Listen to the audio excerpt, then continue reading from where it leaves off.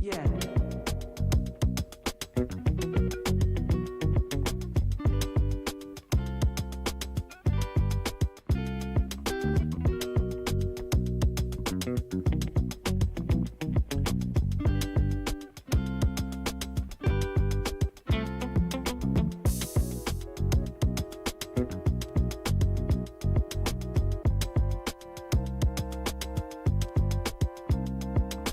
Uh.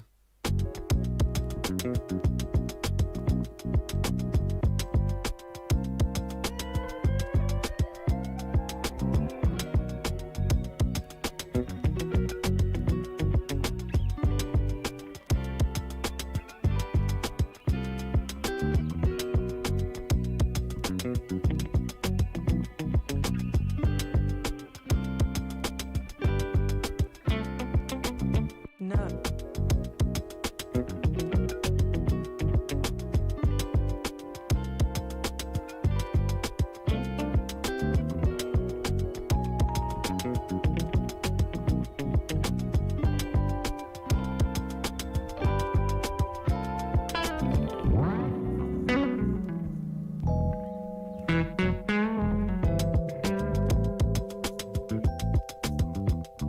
No.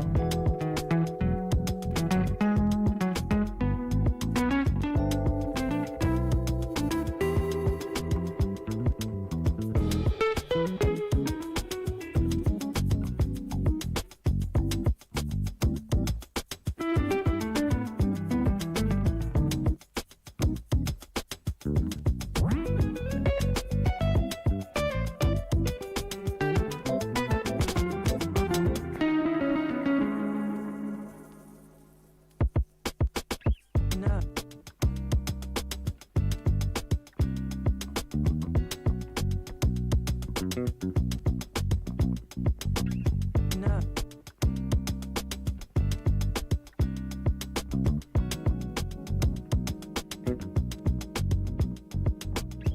No.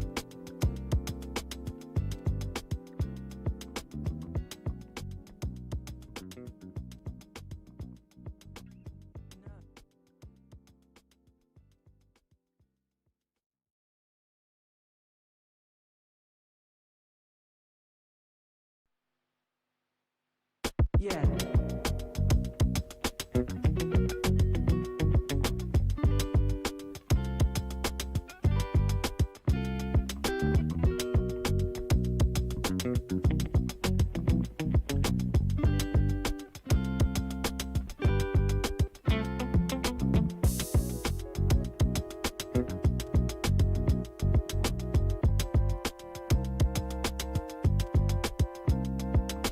Uh.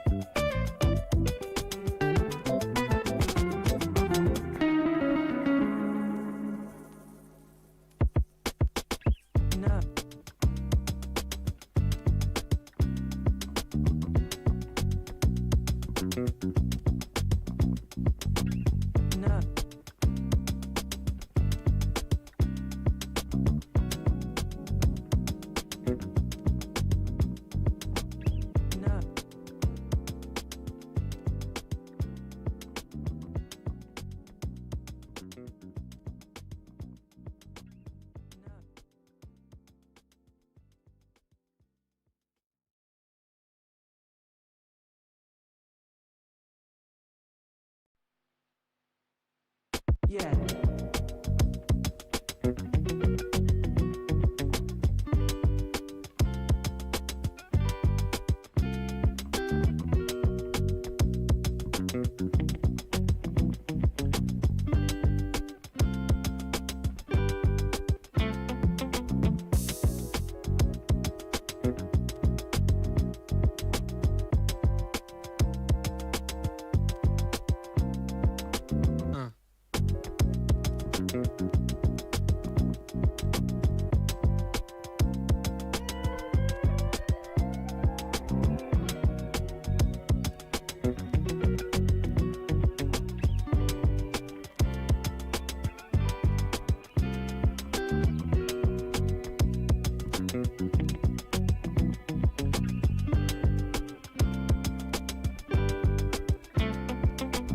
No.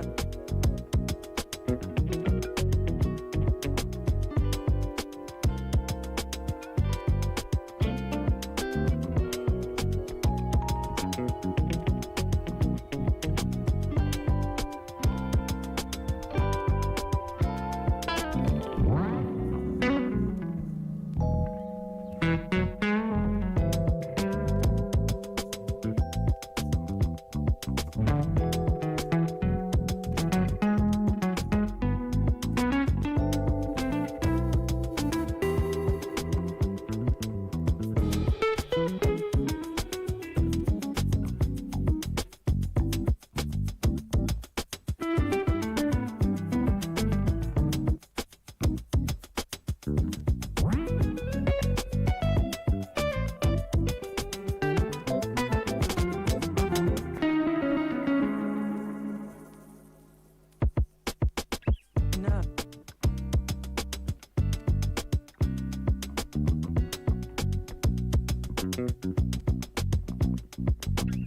No.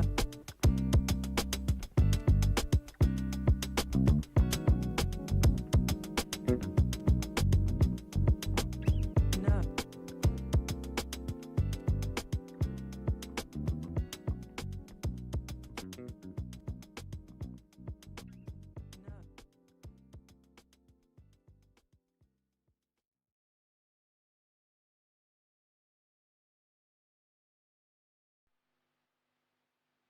Yeah.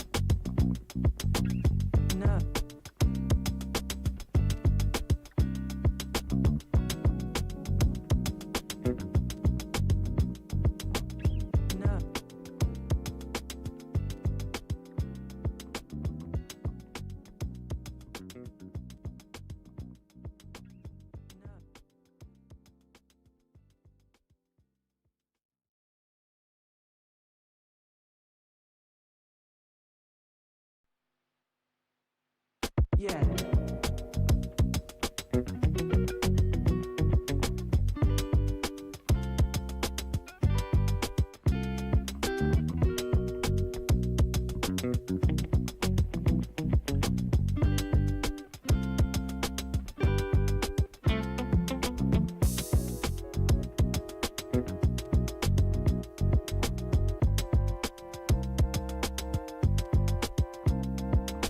Uh.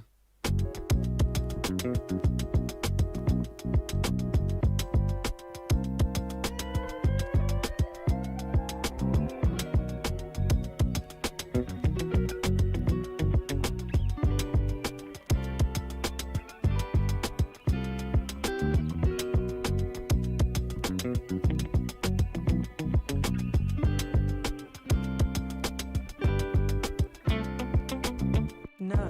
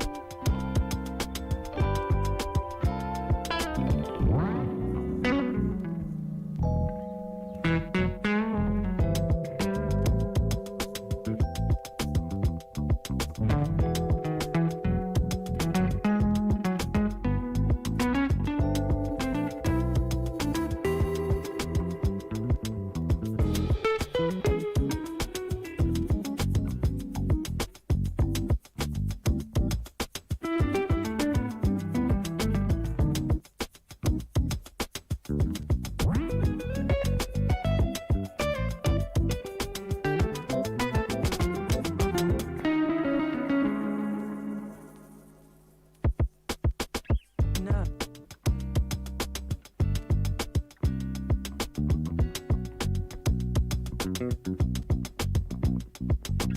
No.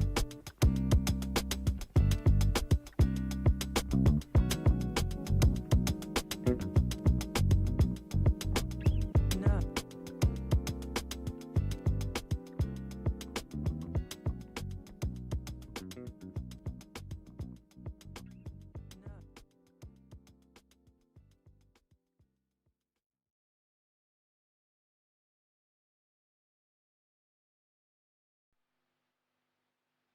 Yeah.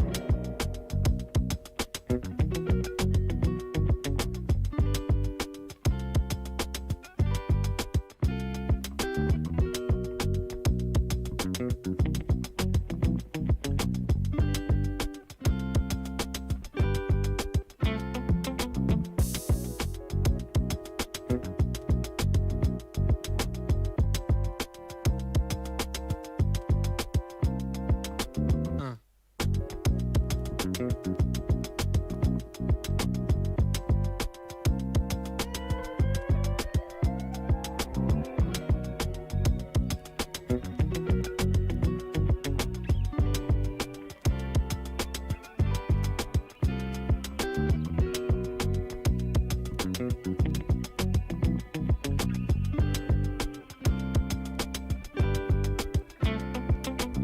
No.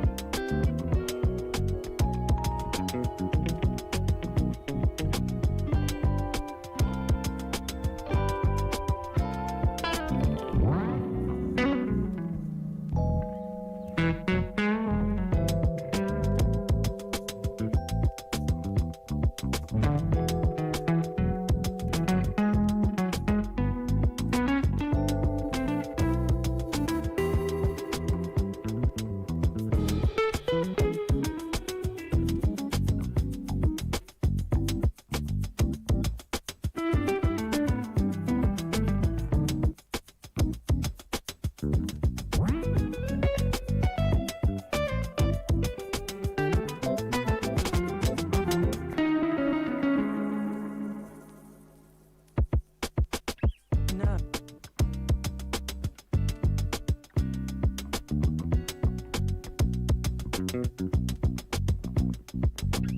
No.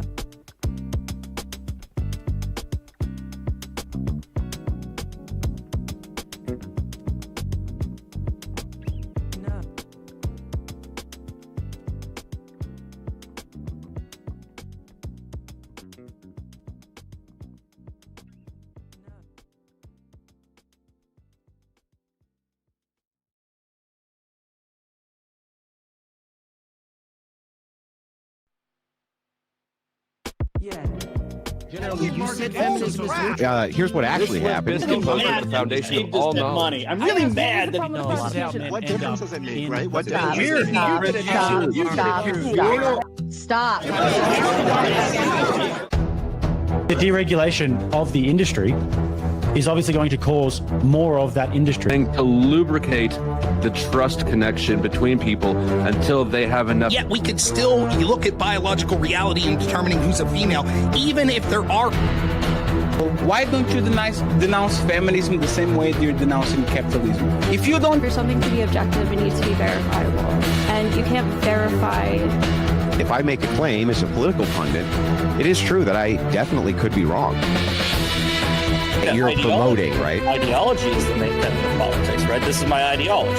But so 2015, anyone go back and watch the footage? The first GOP debate. Cool, Robert. Oh, that? With a crowbar, you said.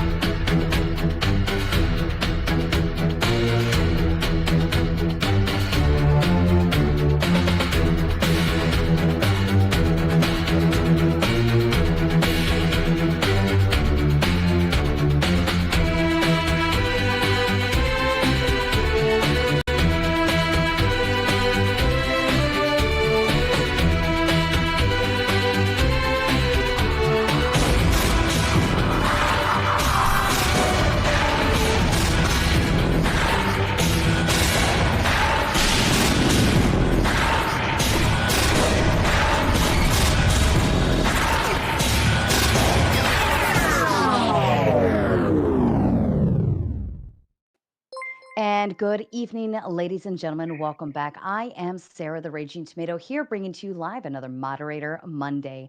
This evening, I have with me Lactoid TV, Admiral Gibbs, a regular here, of course, Logix, as well as new to the panel, as well as Owlish, as oh my God, as I can't even talk, Owlish as well. Tonight, we were going to be discussing the statement, we should oppose DEI. Lactoid, if you'd like to begin with your opening statement, please. Yeah, so I am Lactoid. I am an attorney and a political commentator. You can find me at Lactoid TV on Twitch, X, and YouTube. And today I will be presenting the case against diversity, equity, and inclusion, also known as DEI. More specifically, the policies enforced in the United States, both in the public and private sphere, under the DEI umbrella. DEI can mostly be defined by explaining each of its component three words. Diversity, increasing the amount of individuals from communities that are perceived to be different than the mainstream. Equity, giving specific advantages, resources, or preferences to certain groups in order to achieve a equal outcome, specifically measuring equal outcome on said group level as opposed to the individual level. And inclusion, aiming to create an environment more attractive to different groups by aiming to make those groups feel more comfortable, usually by moderating the behavior of the dominant group. Therefore, DEI is a broad umbrella term that includes a multitude of policies ranging from enforced quotas for people from groups considered underprivileged to affirmative action for said underprivileged to language restrictions and education plans aimed at teaching, or what some may call indoctrinating or social engineering, people into beliefs that are considered inclusive, which usually means leftist moral philosophy. I will argue that broadly, with few exceptions, DEI policies in the United States should generally be opposed for the following reasons. One, they're patently unfair in that they treat individuals as merely members of a group as opposed to individuals with their own lives and experiences, and then discriminate against said individuals. Two, they serve to undermine individuals' own conscience by pushing left-wing ideology that opposes liberty, locus of control, market freedom, and in some cases, parental rights. And three, they put less qualified people into positions of public trust when a meritorious system will yield more qualified people. There are endless examples of these embodied, but for my opening I will give three. A quota example, during his presidency, Joe Biden announced that he would only consider a black woman for Supreme Court justice. Asians, whites, Latinos, Native Americans, and men need not apply. This is DEI.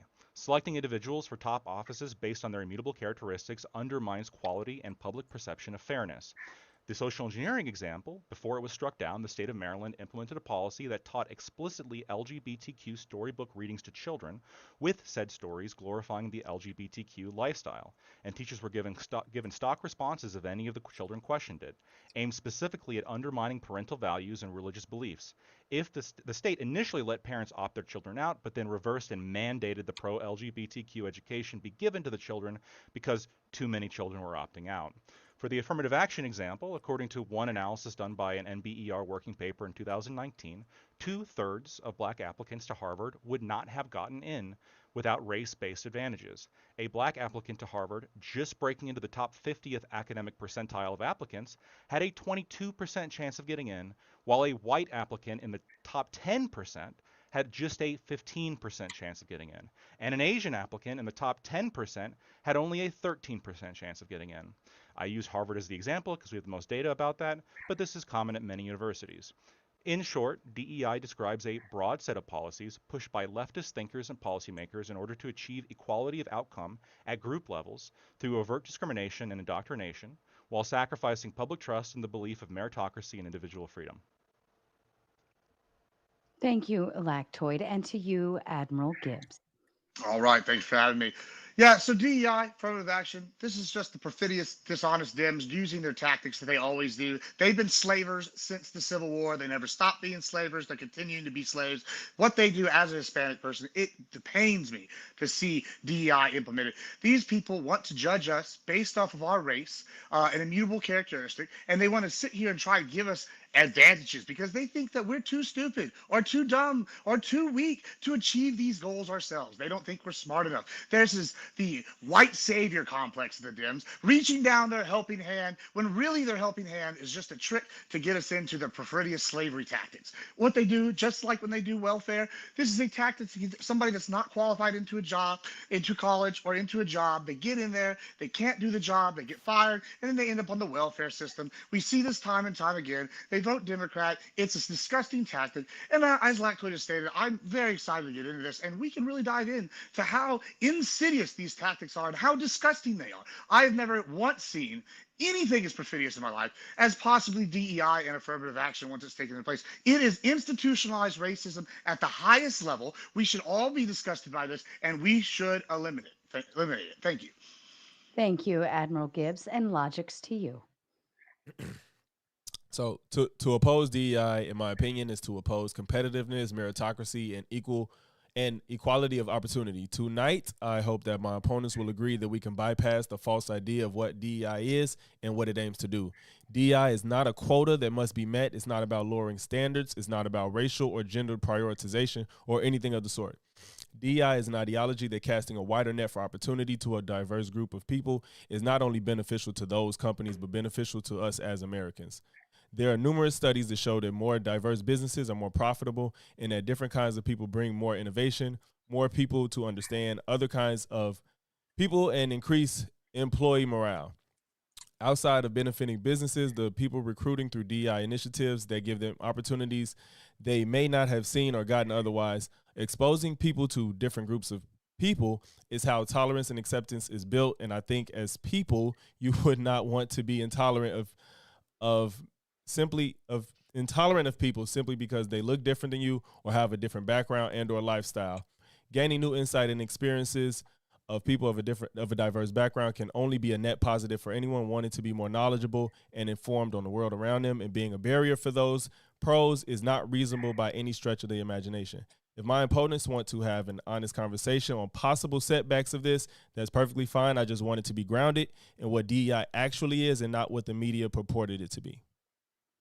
Thank you, Logics. And Alish, to you, please. Sure. The implementation and subsequent dismissal of DEI is the Republicans' attempt to downplay the success of disadvantaged people in the U.S. The standard is not suggesting that a job or position should go to someone unqualified or unable to perform to the company's expectations, but rather would encourage more diverse options. This portrayal of DEI as a boogeyman or a bad thing is yet another conservative strongman talking point intended to push a narrative that people undeserving of a position are being handed one without any consideration of their actual skills. This dismissal of DEI initiatives drives a wedge between minorities in the US and people who consider themselves oppressed due to the incorrect assertion that DEI does not apply to them, despite how loosely associated the phrase is in any specific situation. DEI has been implemented not only for the success of the disadvantaged, but can be of benefit to every individual that situationally might be a minority. These can include things like veterans, religious people, voting practices, and a multitude of other activities. DEI has essentially become the new stand-in for the formerly abused critical race theory narrative. Perfect. Thank you, Alish. And a kind reminder to the audience, everyone here, their links are in the video description. Please be sure to head over their way, like, subscribe, and share over on their end. Also, we're going to get through our debate, then we will move into closing statements, read and respond to your kind super chats, and then, of course, we will maneuver into open panel dumpster fire if any of you have something else to add to the conversation. Lady and gentlemen, I leave the floor open to you. Yeah, I mean, I could go ahead. I wrote down both of your responses, and I think I have enough here to kind of work with. So, Logix, you stated that there is a false idea about DEI, that it's not a quota, it's not about lowering standards, and that it's an ideology about casting a wider net. My first question to you is, if the data consistently shows that they do lower standards, especially in academia, where, for example, in Harvard, black applicants need lower scores to get in than white applicants or Asian applicants, doesn't that show a lowering of standards? And if by not lowering standards, what do you mean by wider net? Is that under affirmative action, which was struck down? So that was the data from affirmative action. I agree there's some aspects of DEI that have been limited. Affirmative action's not been entirely struck down. Colleges can still mask affirmative action by, instead of making it explicitly about race, making it about racial experience. I'm not here to defend affirmative action because I don't want to conflate what affirmative action and DEI is, and they're not the same. Because I don't agree with it, but that's not what DEI is or meant to do. Now, if people are subverting what the Constitution is doing, that's totally separate than what DEI is supposed to do. So I don't want us to get muddied into, well, people did this and it was wrong, and now I'm here defending it because that's not what I'm here to do. Okay, so the affirmative action, which its entire goal is to increase diversity, equitable outcomes, and inclusion, if that's not an example of a DEI policy, what would be an example of a DEI policy? DEI policy is just expanding your pool of applicants that you can pick from people that may not already be in that field or know about it, but given an opportunity to be in that field. But that doesn't mean we have to lower the barrier of entry. Is just letting these people know and granting them an opportunity to possibly fill whatever positions they're looking for. But again, don't conflate affirmative action with DEI because I'm not defending affirmative action. So the reason I'm putting affirmative, and I think affirmative action is the type of DEI that has a lot of evidence behind it, or a lot of, I guess, data behind it, which is why I'm bringing it up. And for example, Harvard, in their before they took it down, because the winds have kind of changed politically speaking on this, under their DEI website, they had affirmative action listed. I can send you the link for that. They had the affirmative action listed specifically as one of their DEI outreach efforts. If you're just talking about, if you're just ignoring, no, affirmative action's bad, really I'm talking about expanding a pool of applicants. I guess, what does that mean? Was there a problem of universities not taking applications from certain underprivileged groups, or what specific policy are you referring to? Not applicants in colleges. I mean, in reference to usually job employments or just opportunities in fields that you don't usually see a certain type of people in. Like a lot of people like to use the United Airlines aviation program, which I think was a good example of what DEI is. They want to have people that aren't normally in this field by partnering with banks and getting scholarships to help people because their barrier, women and people of color, because their barrier was financial. So they said, okay, well, let's figure out a way to financially help people that aren't represented in here, get them in a program to teach them to be a pilot, and then we can move from there if you make it past the program, because they found out that the barrier was mostly a financial one. Okay, so your example is a program that instead of basing it off of socioeconomic status, that offers money based on race or gender? That's the example you want to defend? Say it again. The example that you want to defend is a program that gives money to people based on race or gender as opposed to how poor they are? Yeah, I'm sure all of that is taken into consideration. Why would if the policy you're referring to is a bank-sponsored program to fund scholarships for airline pilots, which I've never heard of this, by the way. I'm learning this in real time. If that's the kind of DEI policy that you're defending here, why would you have, if money was the barrier, why not make it entirely race blind and just make it so based on socioeconomic status? Because they're still taking people outside of that too. It's not 100%, it's 50%. It's not it's not for every single person. Why not make it 100%? Why should a wealthy black person get any advantages money-wise over a poor Asian person? They wouldn't. You wouldn't be I'm saying that it was probably taken into consideration how much you make too.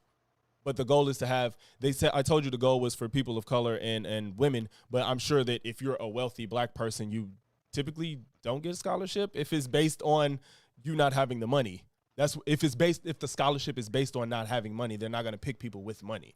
That was the whole point of it.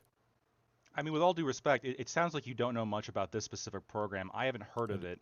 My understanding is there's plenty of race-based scholarships that are not dependent on whether or not you come from a poor background. I didn't say they weren't. I'm talking about, but when this specifically, they said that the barrier was that. And so the reason that they weren't finding women and people of color in it was because of that barrier. So they're going to, half of the people they want to get in there, that's what they're going to look at. Right. My question is, so you're saying half, like I'm assuming you're saying half of the resources are going to people based on race and gender?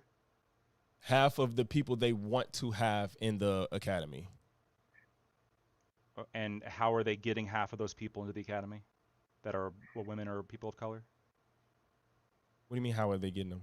They're offering the scholarship to give them an opportunity to do it. Okay, so what you're saying is that DEI is socioeconomic based resources that just happens to disproportionately catch women and people of color, and that's all DEI is. That's what you're saying. I don't know why. This is the case with every, this is the case with every incentive program, with every single scholarship you would ever get at any college, right? Would this not be, you can fall into any individual group to get any scholarship for any college. No, that's not true. That's not true. Say I remember applying for LULAC, right, to get Hispanic American scholarships, and they never once asked me my socioeconomic background. So what y'all are saying is not something that's equal across the board. It's basically what we call baby back bullshit. Y'all are sitting here picking and choosing y'all's premium packages basically here, and you're trying to sell us this in a perfidious lie. Like I said, they were going to be dishonest from the start. They picked two specific examples right here off the bat, or one specific, and they're saying, hey, these apply across the board, when we all know that if someone created a whites only scholarship, that would be not allowed. But it's okay to have Hispanics only. It's okay to have blacks only. It's okay to have all these other groups. But the minute we try to have something for a certain group, that's not allowed. This is racism in its purest form. Y'all institutionalized it. And it's really sad and pathetic that y'all want to continue to defend this, because in my mind, as a Hispanic person, it's pretty disgusting that y'all think that I can't find these opportunities on my own, and I can't do this on my merit. I thought we lived in America, which is a meritocracy, but hey, I guess we're going to go live in Soviet, Russia, and where they just pick what's happening for you. So, in what world do you live in where you've never seen a race-based scholarship? I literally just described a race-based scholarship or an ethnic-based scholarship that I myself applied for that excluded other groups and didn't factor in socioeconomic status, like Logic's just said. So, I guess I live in the real world. What world do you live in? What about Native American scholarships? You can be 0.1% Native American or 1% Native American, and they can issue you a scholarship. What? That's because there's all 3 Native Americans left. They had Spaniards, and then the rest of them did a pretty good job killing them. Yeah, that's why they have such a low percentage. They're all dead. I mean, you have only you only have 1% of people alive. Yeah, that's hold why on, you're picking hold that on. Yeah, I mean, if you're going to ask this question, it's plain and simple. They're all dead. That's why there's nobody that's a full Native American anymore. So they have to pick what they can in order to continue their bloodline, and then they're going to use this in order to implement racist policies. Like, oh, we're going to give this premium benefit to these natives that are top 1%. This is the same argument that people make about, back when it was whites only. Like, it's crazy that y'all are making this argument, but hey, it's the Democrats. They were the original slavers here in America, and they still continue to be. I also want to point out. The Native American scholarships that you're referring to are almost always based on tribal affiliation, and in America, many tribes determine their own criteria for if you become affiliated with the tribe. Many of them, I believe most, have blood quantum requirements, which means that you have to hit a certain percentage of blood quantum in order to qualify to become a member of that tribe. And so, for most of these scholarships, for Native Americans at least, they absolutely are race-based, and in fact, they go beyond race-based. They're going to be actually blood quantum-based vicariously through the citizenship basis. So where I'm losing you is the fact that you're saying that Native American is race-based when Native Americans are the original Americans, right? So, like, their race has really nothing to do with it. If they get a right? scholarship based on their race, then it has everything to do with it. I mean, wouldn't you think that they should be afforded that? It has nothing to do with their race. They're Native Americans. So, like, I don't know what race you're getting out of that. They're Americans, right? So you want to give them a consolation prize for losing? Is that what you want? They got conquered and now they lost, and you want to give them a consolation prize? White savior complex, just like I said in my opening. Thank you.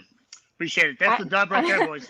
I mean, like, no, because they were here before you. So, like, their race is the one who should be getting that, right? So, like, you can't say it's race-based when it's actually based on genetics. Because somebody who is Native American, you just said, somebody who's Native American can have what, like 5% Native American, 3% Native American? Is the color of their skin, like, really playing into that? Do you agree that natives suffered millions and millions of people dying due to disease and war? Do you agree with that statement, that they have a very small percentage, and most of these tribes are very small groups that live together? Like, say, I don't know, the Karankawa, which I think there's like maybe 2 descendants of to this day. They've all been wiped out. How do you go and get a full Karankawa person from the Corpus Christi area? How do you find one of those whenever they were wiped out nearly to a man? Well, you don't. So what you do is you take the next best thing, which they define an immutable genetic characteristic. They go, hey, this person's genetically, whatever percent Karankawa, which is defined as a race, or an ethnic group. And then they go, hey, we're going to give this person special treatment. That is literally racism. Also, as for your other question, do these people deserve this? No, I got 3 words for them. Get good scrubs. If they didn't want to have these problems, maybe they should have won those battles. It's really that simple. I got to get down to it. Like, I don't know. Like, I'm sorry. I didn't know we were in the business of handing out consolation prize, but I guess I should have expected that we all like participation trophies here, because I guess y'all don't think that these people deserve to be there on their own merits. Y'all think that they're just too scrubby and just need to be handed a victory. No, I think it's just easy for you to say that because you're not one of the people that's necessarily affected by that. Like, I think that it's easy to write off, like, consolation prizes, as you said, and they're not good enough and whatnot. It isn't always good enough. I mean, like, we know that race is a construct we make. It's not like me being black isn't like part of my DNA. You know what I'm saying? But the point is that we can't act like the past didn't happen and act like people weren't losing opportunities to excel in this country. So I think that when you're just like so quick to fight against like trying to give people a fair shot at something, not giving them something that they absolutely have no business being in, but giving somebody a fair shake to do something that they may otherwise not be without that extra motivation or a handout, as you say, like literally putting your hand out to help somebody. But when you ignore all that to just say, oh, get good, it's kind of like, fuck what everybody's been through, even though it's actually happened. It's like literally just ignoring history. Could I want to just, I guess, respond to a few things. Firstly, I disagree that when you say DNA doesn't have anything to do with race, I absolutely think it does have something to do with it. I mean, your African ancestry absolutely has something to do with identifying as black. Yeah, but Otherwise, I'm then saying I like could just identify as black, Hold and I on, think let him that you finish probably at wouldn't be least. okay with me just saying I'm a black person, especially with getting some kind of scholarship. I mean, Elizabeth Warren, for example, was criticized because she, identified as Native American. She claimed to be when apparently she wasn't, and that was like a scandal because people were saying, "Oh, look, she's not getting the unfair preferential treatment that we give to Native Americans." Secondly, as to your point, Alish, Native American is like it's like an ethnic, it's race, like in terms of like we're talking about like applying to college, applying for scholarships, applying for jobs, etc. When you note like what your race or ethnicity are, like Native American, Pacific Islander is an option there, right? It's something recorded by the census. So it seems as though and now you can say we can disagree it's a race, and you can say, well, this race deserves some kind of leg up and some kind of preferential treatment because of how they're treated, etc.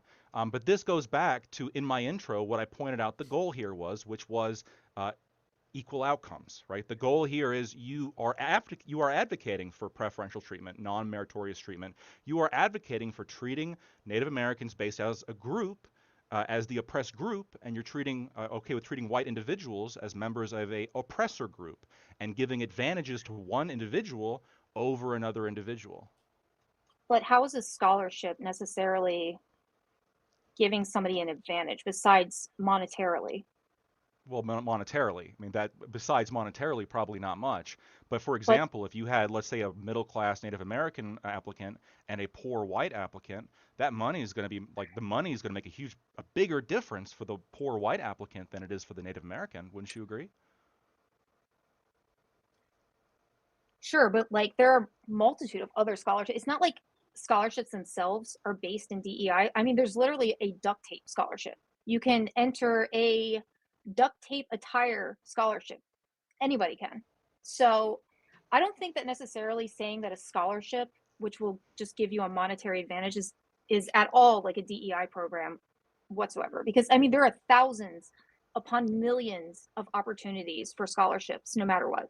And they really apply across the board for anyone. Yeah, I'm not. My argument here isn't that there isn't policies other than DEI. Like, there's plenty of policies and scholarships and application standards, like test scores, et cetera, that aren't related to DEI when it comes to how we live life and how we function in society. My argument here is against DEI policies. And so, if you have scholarships, for example, that are exclusive for certain racial categories, this is DEI. And for some applicants, yes, there are perhaps some scholarships that they might be able to qualify for. There's some scholarships that they might not be able to qualify for. But if they were a different race, then perhaps they would qualify for one of these exclusive scholarships. Yeah, and what I'm saying is that just because there are some race-based scholarships doesn't mean that there are also scholarships that apply to like your specific social class. Or say, for example, like if you're a part of 4-H, you can get a scholarship. And anybody can be a part of 4-H if they live in a specific community. There are religious scholarships. If you are a part of a certain religion, you can get religious scholarships. Like, for example, you can go to BYU pretty much for free if you live in, what is it? Blanking Utah? on the Utah, thank you. If you live in Utah, you can basically get to BYU for very, very low amount just for being Mormon. And that really doesn't follow a specific race. Yeah, but I think what Lactoid and I are trying to say here is specifically, we're not talking about those. Those don't necessarily fall in the DEI category. What we are talking about is DEI policies. Right, okay, so when we're talking about things like, I guess, affirmative action, or we're talking about DEI policies, specifically like hiring, and you have to read a racial quota for like a job, or there are racial quotas. We know that. We've seen that happen multiple times, and multiple companies have come out saying they wanted to include things. Coca-Cola, for example, actually has a policy where they say they put this out in a memo. You can look this up, where they ask their employees to stop acting so white, so that they could in turn hire more people of color and implement this intake. That is the direct DEI race-based policy, and I think that this might be important. I hate to be the guy to sit here and ask how we define things. I'll let Lactoid do that as the lawyer, but I would love someone to tell me what the definition of racism is, because as a colloquial person, I would assume the definition of racism is doing things based off of either including or excluding people based off an immutable characteristic such as race, like i.e. being black, being white, being purple, whatever. And you're going to go, hey, this person's now of this ethnic or racial group, and we're going to either include or exclude people. So when you're talking about social economic class, I'm not talking about that. What I am talking about is doing this. Hey, this guy, he's 0.2%, I don't know, Bob Saget tribe, and guess what? Now he gets to be welcomed in to, I don't know, the great college of Harvard, over this other guy that's, I don't know, an Asian or a white guy that's got double the grades, worse status. But since this guy just met some racial or ethnic quota, they said, bravo, buddy, you didn't get here on your own merit. We're going to give you an opportunity to equal the playing field, when really it's at the expense of other people. Right. So what are the substance of these policies? So like, is there a law for them? Locally, there are. So, for example, for affirmative action, many, if you're like a general contractor trying to get a contract with a city, basically every state has one of these. You have to have like an affirmative action plan approved by the city in which you give unfair advantages to people based on their race. In terms of colleges, now this one's a little bit trickier because colleges aren't required to have affirmative action. However, many of the ones that do have affirmative action policies are public colleges, which means that they are at least in part funded by the government. Even private colleges. Can I stop you real quick? Go ahead. Can I stop you real quick? So you said affirmative action is a law, not DEI. I'm specifically asking what DEI laws have been implemented to bring policy that you're talking about. Yeah, so I'm going to once again make the argument that affirmative action, by its entire focus being to increase diversity, equity, and inclusion, which you prior had argued for in this very debate about Native Americans, this is under the umbrella of DEI. Contractors having to base policies on who they hire absolutely is DEI. If they have to hire a certain number of people who are black, if they have to have an affirmative action plan where they put resources into hiring people of color or women, this absolutely is DEI. If you don't like that example, despite it being the case all over the country, and you don't like it being the case in major U.S. colleges that get government money, whether it be through public financing or FAFSA, we can also talk about like a DEI example that I brought up before with Maryland. And in fact, how they are, pushing certain ideology on children, preventing parents from being able to pull their kids out of those programs. This is all part of like the strategy, right? Increased diversity, equity, inclusion. We can talk about the fact that the Supreme Court Justice Jackson, that was reserved for her because of her race and gender. I mean, is that not a government policy selecting the Supreme Court Justice? So Go ahead. I mean, sure, the Supreme Court justice was chosen based on that parameters, but I actually want to approach this Supreme Court case. It said that they ruled 6-3, ruling that blocks Montgomery County. And by the way, it wasn't all of Maryland; it was just Montgomery County, so it wasn't the entirety of Maryland. It was just a specific county. That prevented opt-outs. Dissensus ruling will create chaos for school systems. So it looks like they are allowed to pull their kids out. I think this is what this is saying. But regardless, It's not all of Maryland, right? It was a specific county that had this occurring. So I don't know why you're saying Maryland when it's not all of Maryland. Because the lawsuit was defended by like Maryland state employees. Like the school district is like they're under the state. They answer to the state, and the state was okay with this. The state was defending this.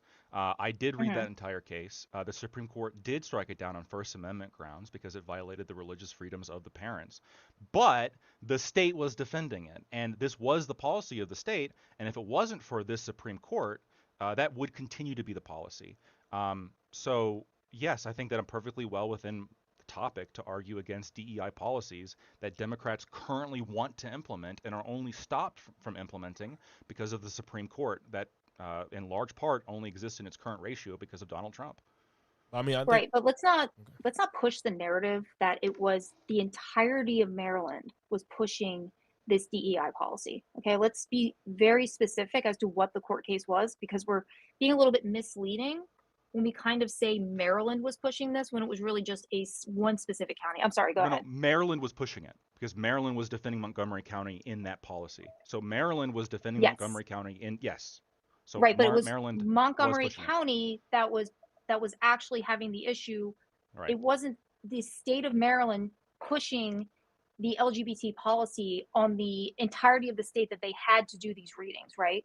It was it happened in Montgomery County, but then Maryland supported it, which okay, that's fine or not fine, whatever.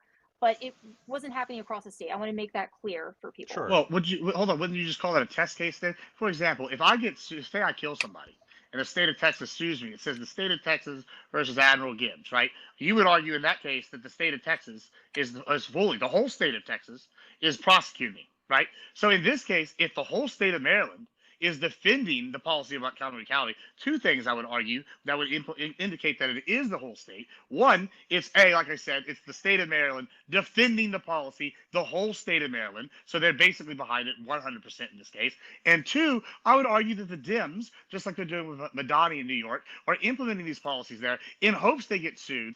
And then if they win, then they can implement them further across the states and further across. Just because we can sit here and go, oh, it only happens in this one county, doesn't mean that this is not a plan for them to do this nationally or on a wider scale at a state level. Just like Madani. If Madani gets elected to say a higher office and say president, for example, do we believe that he's going to try to tax the white neighborhoods all across America to provide for these other things? I absolutely believe it. So when you're saying, oh, it's not the whole state, well, it's the whole Democratic Party. And it seems like in this case, it was the whole state of Maryland if the Attorney General and their office was willing to defend it. So a couple of things. First of all, why would the state of Texas sue you for murdering someone? That doesn't make any sense. Second of all, Mandami cannot become president. Well, well, they don't sue you for that. They kind of just prosecute you. Press charges. Yeah, press charges. Same thing. So, and second of all, Mandami cannot be president because he wasn't born here. All right. Listen, I didn't want to be this guy. I didn't nitpick when we talked about the genetics thing. But I will. Yeah, sure. He can't be the president. But I mean, that was a major talking point. Okay, fine. Then we can just pick. Why don't we pick AOC then? AOC implements his policy. Steve was born in New York. I mean, if you really want to get into, how about Bernie Sanders? We can just pick any of these people that are Democrats that were born here and run with this. I mean, that was a really perfidious tactic you did there, and I liked it. Very good. But let's not run away from the issue. Just because Madani is the guy used doesn't mean there's not other socialists and other people on the Democratic Party that want to push these things nationwide. He's just their poster boy as the new young hot thing. And it's really, really bad faith to try to pretend that he's not. When I gave a hypothetical scenario, we're arguing on the MAGA side right now about getting rid of birthright citizenship. So, hey, if MAGA says, gets rid of that, why not? Or, it's just crazy that you're going to sit here and try to say, doesn't count because technically he couldn't be president. It's a bad faith tactic. I'm curious though. Why did you say Mamdani would tax the white people? Why didn't you say the rich people? Because he said that. Those were his words. He said he wants to tax the rich. And he said white neighborhoods should pay. White neighborhoods specifically. In New York, what is the race of the predominant wealthy people, you think, though? I mean, I don't even know if we could use that word. I mean, but then maybe they would be back. Use what word? Would be my wager. Yeah. Use what word? If I had to wager, there was going to be some gold attached to it, and that's all I'm saying. Oh my God! But okay, regardless, my point is, he wants to tax certain neighborhoods, which usually are white people with more wealthy neighborhoods. But do you think if you're wealthy and black, let him ask the question? Hold on. So do you think that if you're wealthy and black in those neighborhoods, he's just going to skip over you? Is that what you're implying? Who knows? It seems like he might want to try that. Do you really believe that Mamdani, if he could, let him hold on, Gibbs. Let him finish talking. Let him clarify. Yeah. So, like, in your honest opinion, you believe that if Mamdani said he wants to tax the wealthy, which is predominantly white people, then he would skip over wealthy black people that are amongst them because they're black. You believe that? Like, you think? I don't see why we wouldn't. We see them do these things, kind of racist tactics all the time. I mean, I wouldn't be surprised if we started giving benefits to people of Islamic descent or Islamic members in the community. We already seen him be pro that. So yeah, why wouldn't he do that? Why wouldn't he go to Beyonce and Jay-Z's neighborhood and tax everybody but them, and then be like, hey, why don't you give me that donation? Who knows? I mean, I don't see why he wouldn't. In fact, it'd be pretty smart of him to do that, because then he could maybe have these people rise up against them in their racist ways that they want to be. I don't see how you can argue that that's not what he wants to do when he specifically says, and I quote him, tax the white neighborhoods. Do you agree that's racist to want to tax only the white neighborhoods? I do think that was probably not a good choice of words, but he clarified later on. You agree it's racist, right? If I was going to say I'm going to only tax the black neighborhoods, would that be racist?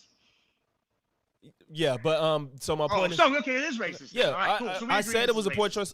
That was a poor choice of words, but I said he went on to clarify. He's saying it like, because mostly the richer neighborhoods are inhabited by white people, so that was what he meant. And I know colloquially people kind of sometimes use that interchangeably. I'm not saying it's the best choice of words, but if you're going to be honest about what he was saying he wanted to tax more wealthy neighborhoods, which is predominantly inhabited by white people, not white people, because obviously he can't handpick low-income white people to tax them. So if you're being honest, obviously he's talking about taxing. You just gave away the game. You just gave away the game right there. You're admitting that if he could and it was worthwhile to him, he would just tax all the white people, period. No, I did not. That's what you're saying right there. I don't. That's crazy that you're openly admitting that they want to push a racist policy. You just made that up. No, you just said that. You said he couldn't tax them because there wasn't enough money in his neighborhoods. Logix, do you want to offer clarification to that? I said, do you believe that he would handpick white people that weren't poor? I don't think he would do that. I know that he meant he's just talking about wealthy people. But yeah, I think he would absolutely do. I think he would absolutely do a reverse Schindler's List and go down there and take all the white people and say, you're getting taxed 80%. Oh, your neighbor is Muslim, they get taxed none. Oh, in fact, you're a Christian, we're going to add the Muslim tax to you because now I'm in charge and I used Takia to get there. Yeah, I absolutely think that's something they would do. We see them do this already in other places. So I don't see why we wouldn't see them try to push this. This has been a narrative of the Democratic Party for a while. In fact, that's part of the reason why they lost people to Trump in the last election, is because individuals of white descent felt, hey, ostracized and vilified by the Democratic Party. And now that's why we're seeing something like between 20 and 40% of people are talking about fleeing New York because they feel like they're going to be racially picked to be paying for these policies. So I guess if you know more, and this is the other thing you said, do I honestly believe? Yeah, I believe people are evil when they say they're evil. So when he tells me they're going to sit here and tax specifically the white neighborhoods and then tries to backtrack because he realized, oh, I fucking said the thing that I wasn't supposed to say out loud. Yeah, I believe he actually believes that. I don't see any evidence to support that he didn't. In fact, on his speech when he got elected at the end, he went way off the deep end and was way more aggressive than before. So yeah, I absolutely believe he would absolutely just tax the white people in those neighborhoods if possible. So are you okay when when white people get preferential treatment then?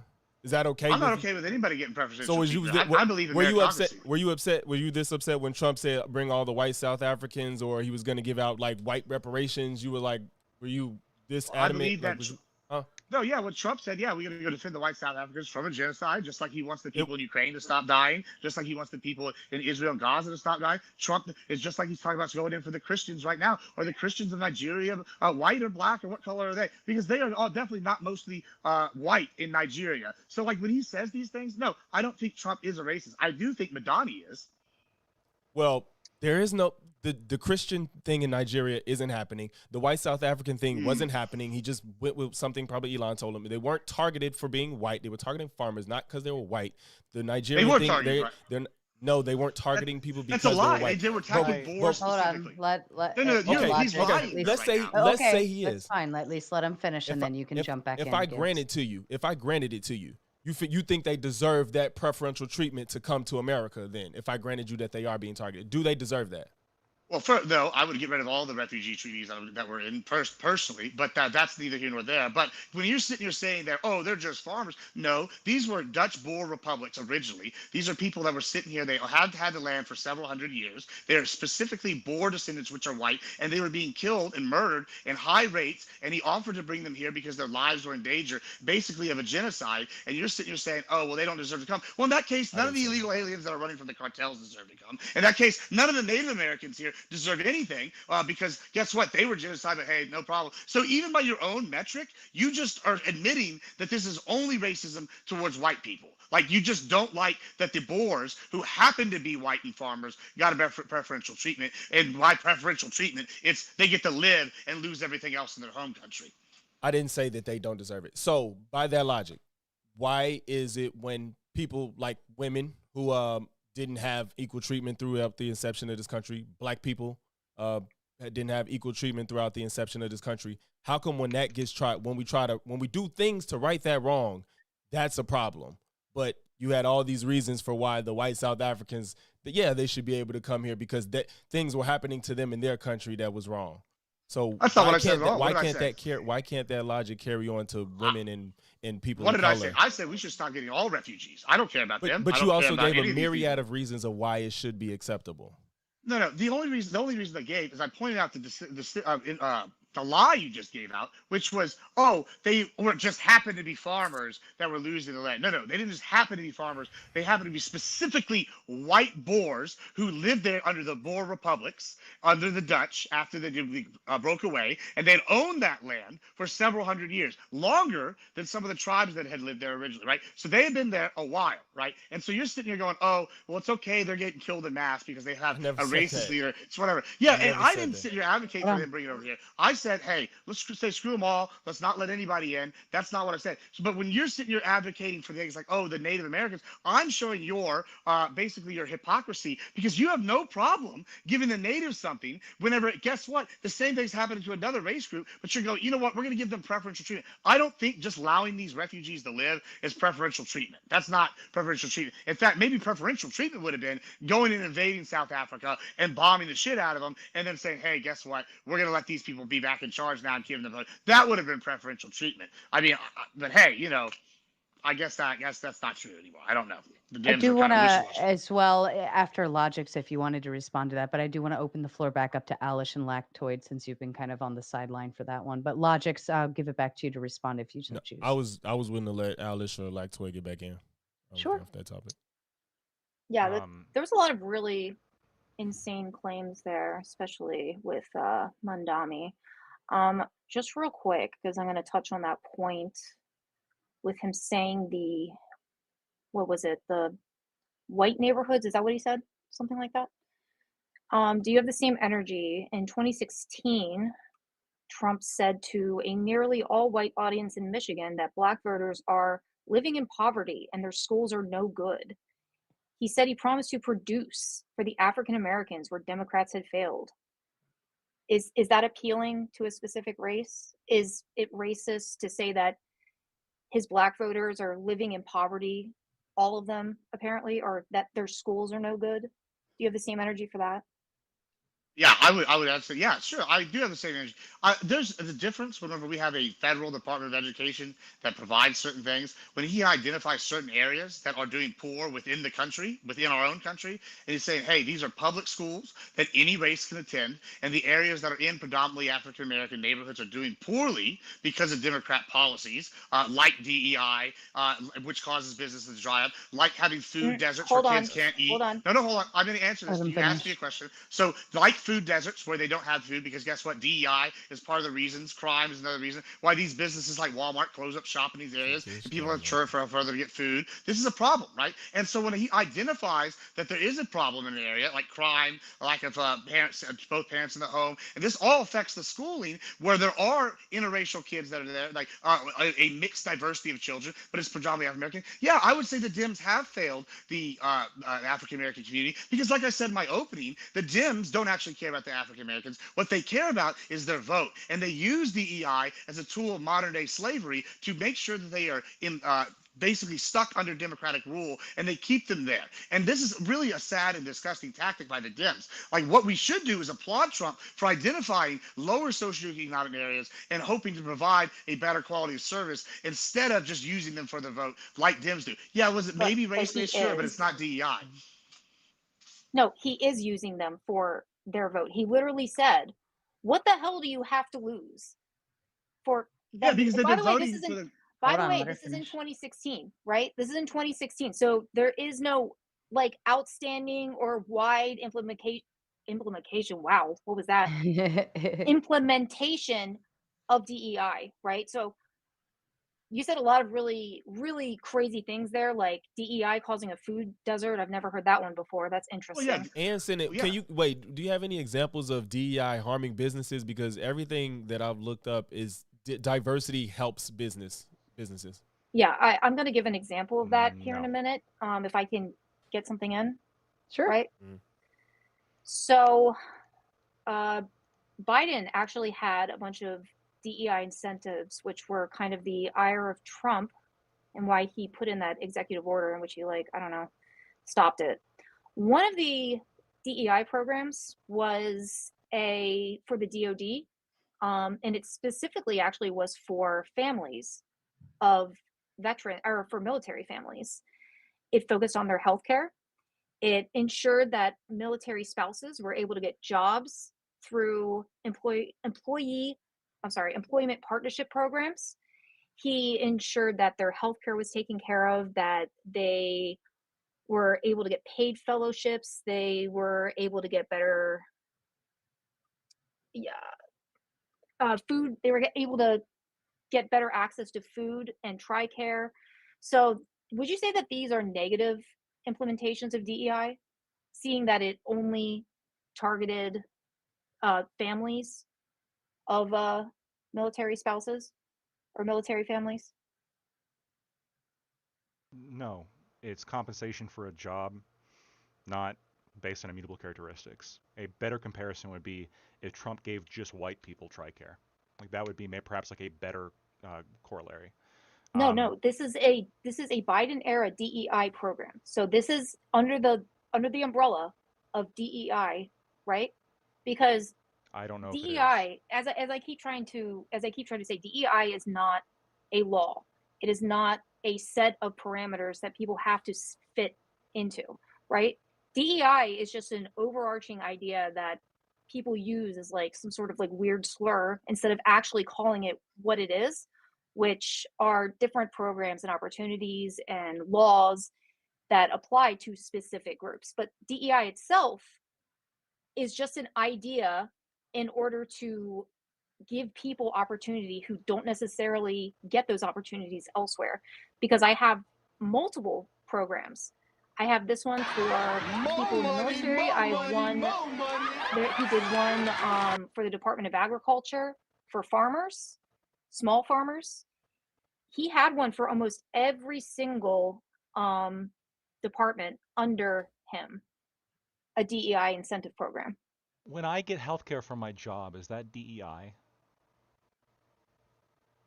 So when he has something that's called a DEI program. No, hold on. Right? I asked a question. So is your healthcare called a DEI program? If they called it a DEI program, would that make it a DEI program? If I have to work for my healthcare and I get healthcare from my job, does that make it DEI because they call it DEI?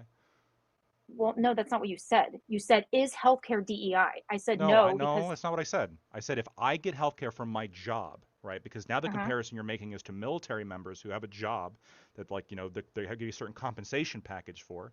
We can fight about whether it's too generous or not.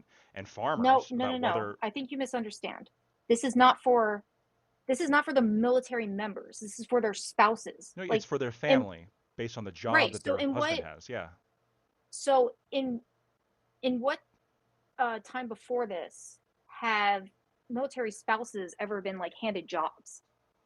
And I don't know, but that doesn't necessarily make it DEI. In the same way, if my employer offers a family health plan and I work there and I sign up for the family health plan, just because if I have a spouse that gets health care from my work insurance plan, that doesn't make it DEI. DEI, as I explained in the intro, is specifically for targeting diversity, equity, inclusion. It's targeting immutable characteristics, not compensation for a job.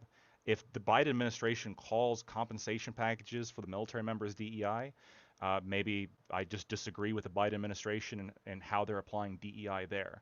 What I'm referring to with DEI is I'm talking about what is most people refer to as DEI, most policies refer to as DEI, and what the most common understandings are of DEI, which is race and gender and ethnic and disability-based programs that provide undue advantages to people based on those immutable characteristics, not something that you can go out and earn.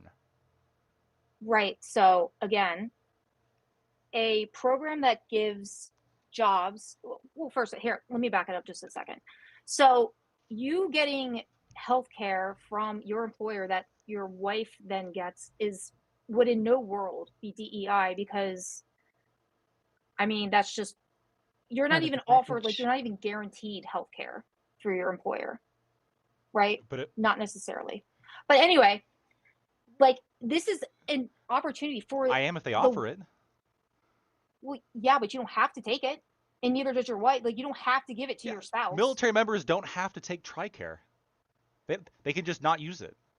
Well, I could just also not use my. This isn't the argument. This isn't the argument, or this isn't the point of. I think she's trying to say this policy came from a DEI base, and it's a positive thing. So she's based. I think I understand you, Alice. So she's saying, is all DEI necessarily bad, especially if you have this particular set in place for the additional features for military spouses and dependents, right? Am I tracking? She's saying it's a good thing, and it's not race based.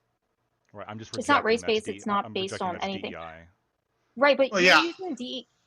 So you're using DEI like you think that it should be used. DEI doesn't have any law behind it. There is no standard for DEI. There is no, like, it's an umbrella term that incorporates a bunch of laws that were actually written to make sure that people with disabilities or immutable qualities were able to get recognition in the workplace, in the world. Immutable.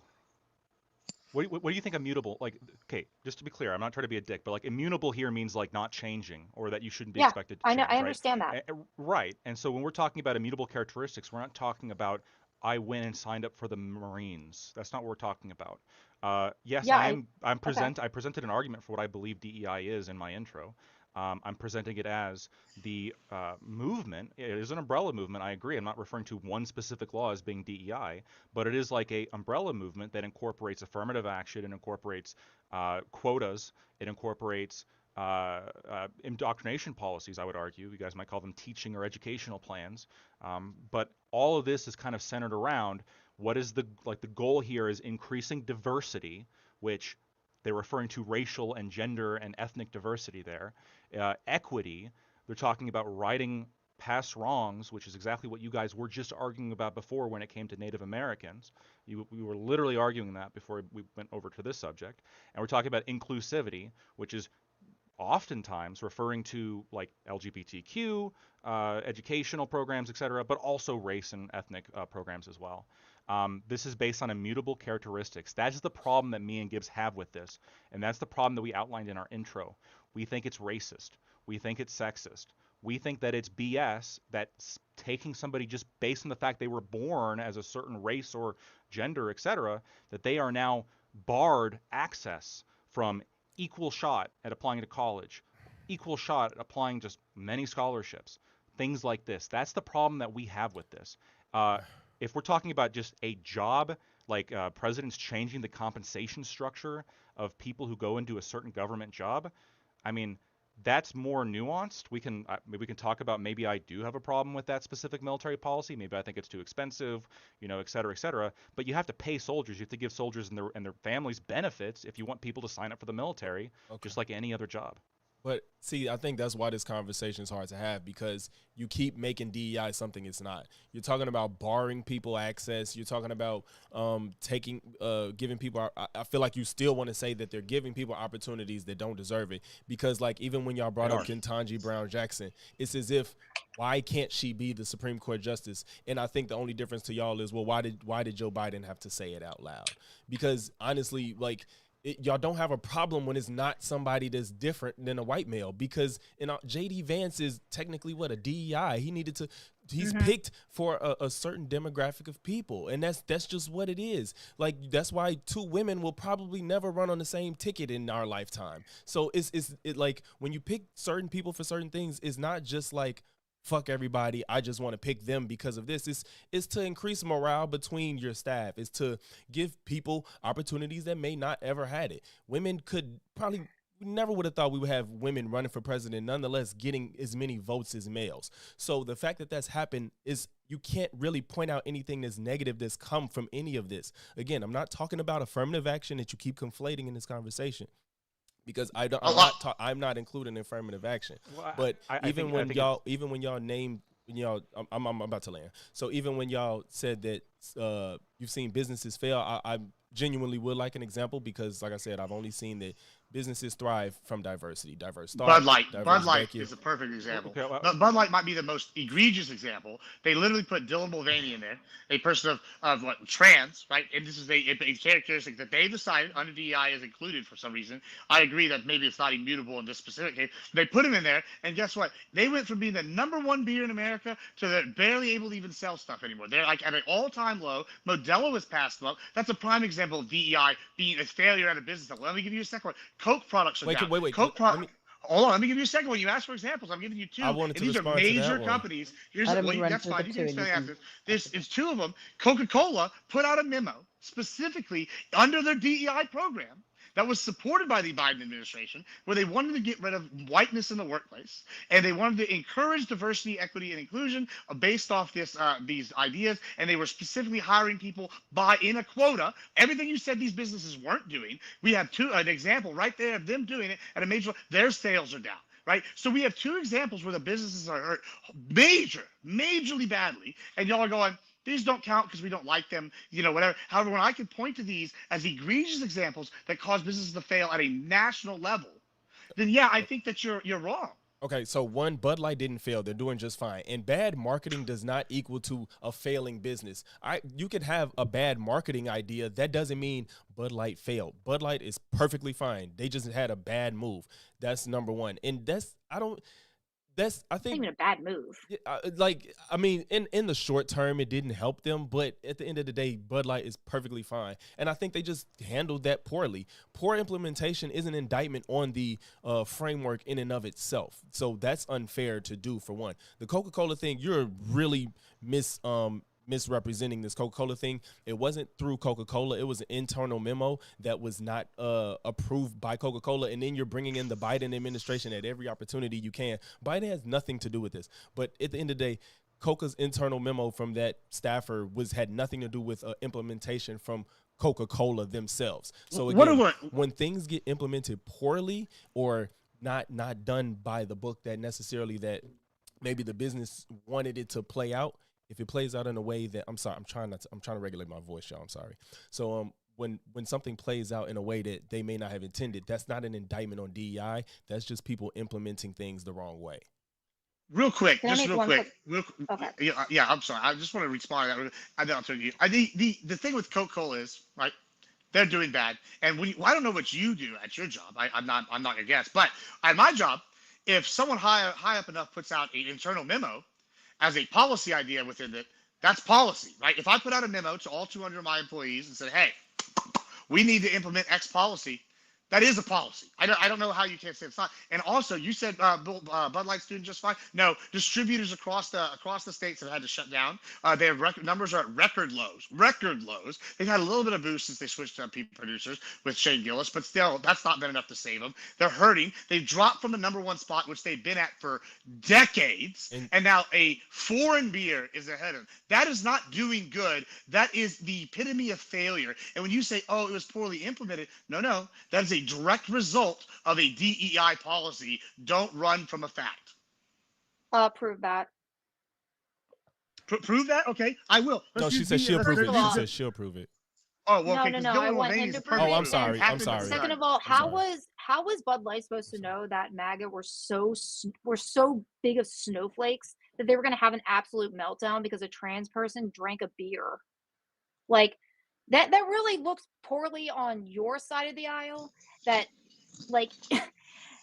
that the snowflake MAGA got so butthurt that a trans woman was drinking a beer that they decided to throw a tantrum and not buy the beer that they've already been drinking. Well, yeah, I mean, it's called common sense. If all your customers How are is white it common Christians sense? from the South, maybe it's not a good idea to put somebody Well, that Christians shouldn't be embodies drinking beer all anyway. their values the opposite. I mean, that's like if I walked in and I said, hey, I can't believe that black people stopped buying Bud Light when I put the Grand Wizard as their spokesperson. What a surprise that they're not going to buy. That's crazy. Look at the example you just put, Dylan though. Mulvaney, though. It Look wasn't at- just Dylan Mulvaney. It was also that the marketer who put on that campaign, like comments came out that she was very specifically saying, like, I want to move this brand away from the sort of frat man like friendly image that Bud Light kind of has and have it be like a more diverse audience, which I Okay. mean, sure, you can advocate for that, I suppose, but like, you know, again, the question you always have to ask, like, what if the shoe is on the other foot? What if I like was the marketing manager for like a alcohol that happens to be popular in the black community, like Hennessy, right? And then I'm saying, like, we need to get we have to get our branding away from this image of black people, and we instead have to like get it more along the lines of like white women. Do you think that like black people might be like, well, wait, what the fuck? What's wrong with us? No, we that's a wouldn't pretty care if they reasonable trying to reaction. get white people to drink Okay. their drink. Like No, now, at least your example was a little bit better because he talked about the Grand Wizard. Like, come on, you're talking about somebody from a hate group versus somebody that's trans. So that was a bad example. But I get what you're saying. Like, oh, maybe Hennessy, a lot of black people like it. If they try to cater to white women, I'm not going to stop drinking Hennessy for that. And that's why she said that's part of the problem. Like, why the reason that people even want to implement different types of people into their organizations is for that type of intolerance that you have. That seeing a trans person drink a beer, you drink, oh my God, how dare you? Like, this is exactly why they have DEI implementations in these businesses, because that's ridiculous.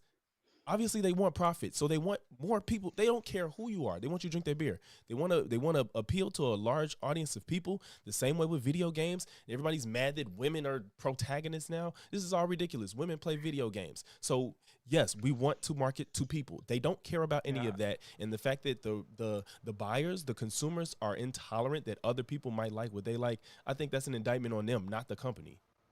No, Alice, you're wrong. hold on just a second. Alice, you had spoken up. I didn't know if you had something to add in there or not. I did. I just wanted to say, why are we trying to target Christian people anyway for drinking beer? They're not supposed to drink beer anyway. That's kind of part of the Bible. You're thinking of You Muslims. meant the well, first of all, wrong. I don't know if you know this, and this is a Monks big made difference. beer. Yeah, monks made beer. No, Jesus no, turned no, water to wine. hold on. Jesus turned water to wine, and specifically, if you read the Bible and you know the Bible, as a minister, I feel like I'd clarify this a little bit.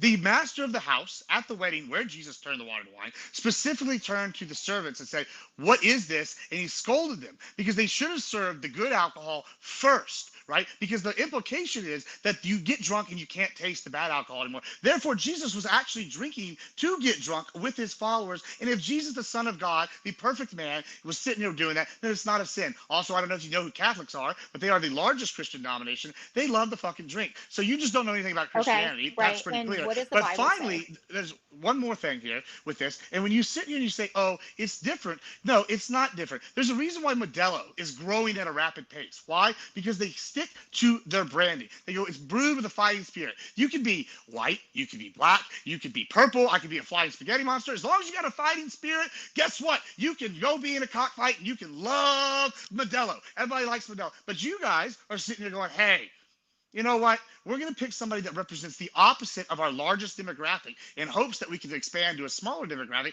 That's called bad marketing and lack of common sense. It's not intolerance. It's just stupidity. So I'd like you to go ahead and just, in your free time, read Ephesians 5:18 and Proverbs 21 if you want to like know how the Bible talks about drunkenness. Drunkenness, not and it's drinking. speaking Though. about wine. Okay, What does right, Paul tell but, Timothy like, to do? What does Paul tell Timothy to do? In what case? Well, Paul tells Timothy not to drink water, to specifically drink wine. So Well, yeah, unless you true. know more than the Apostle Paul and you know more than Jesus, then I think you might want to sit down on this topic. Right. So, Yeah, like, it's to clarify. I mean, I'm even Catholic. Drinking is okay. Getting drunk and out Yeah, of hand is different. right. That's what the Bible says, to not get drunk. But also he told him that because the book of Timothy is about Timothy's church, not right.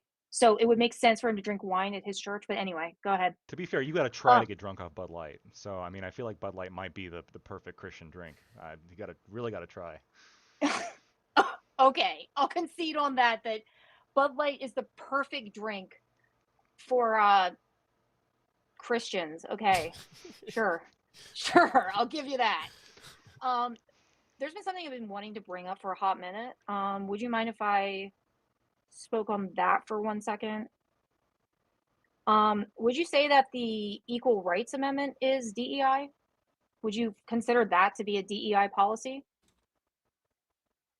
Are you talking about the proposed Equal Rights Amendment that didn't go through? It did. Okay, what? Give me the terms. It's the 28th Amendment.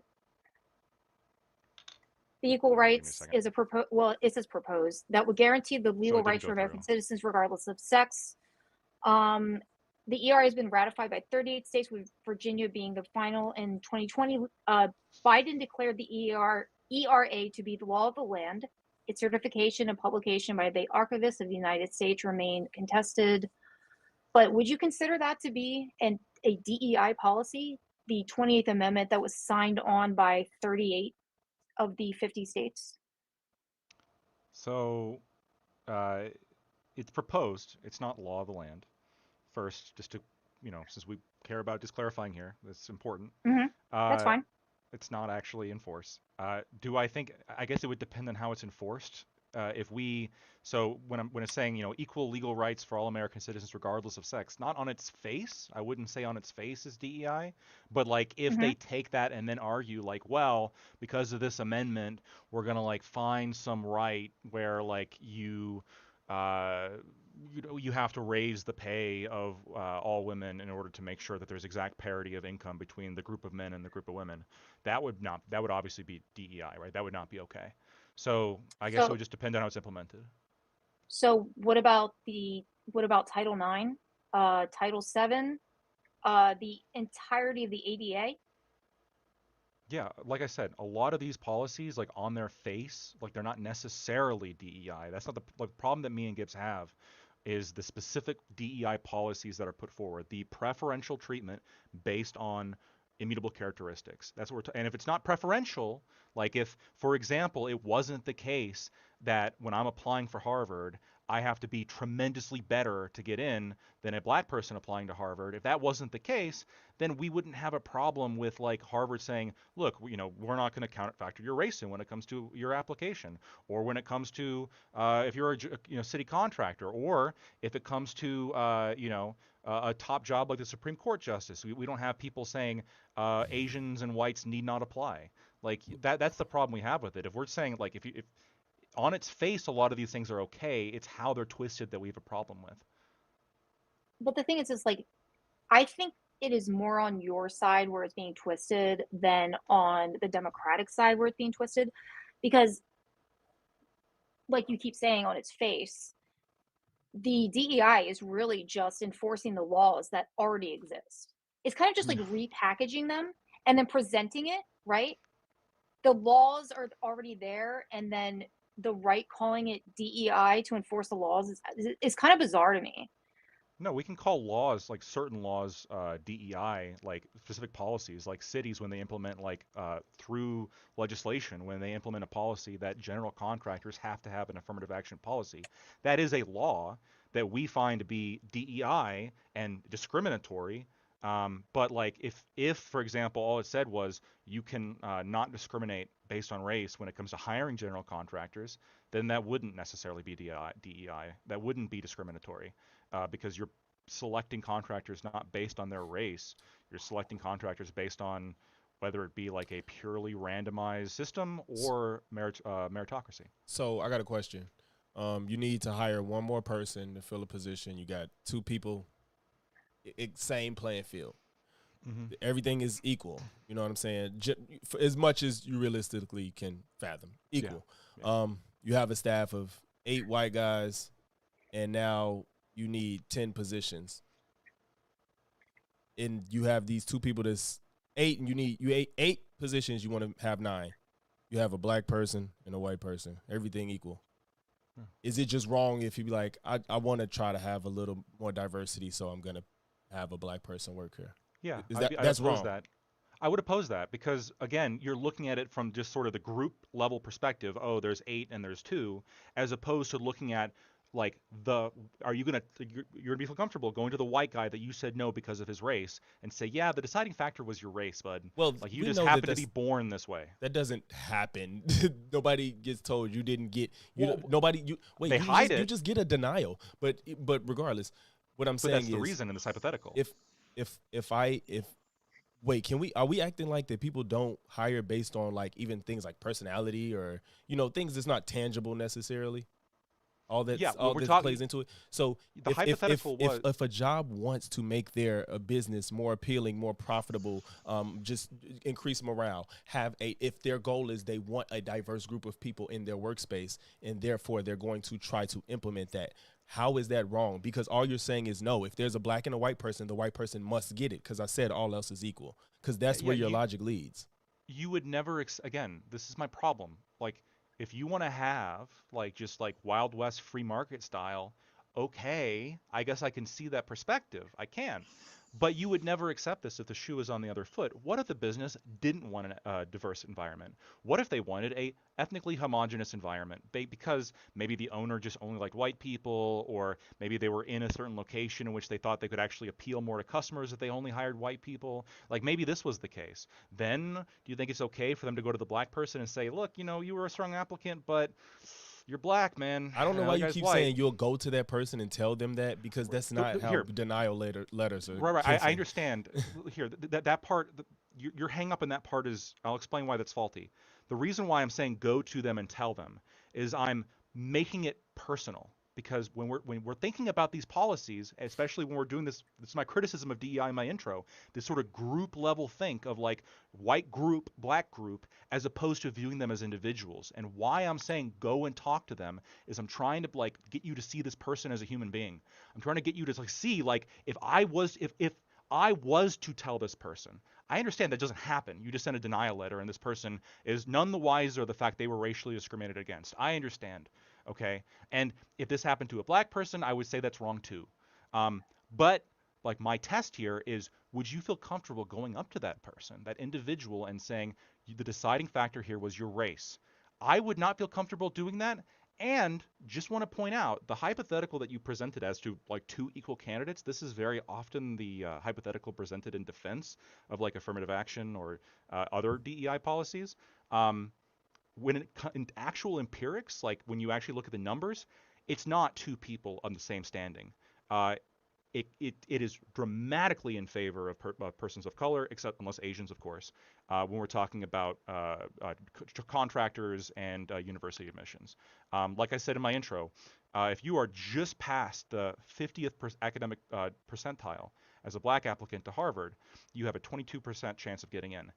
You only have a 15% chance of getting in if you're a white guy applying in the top 10%.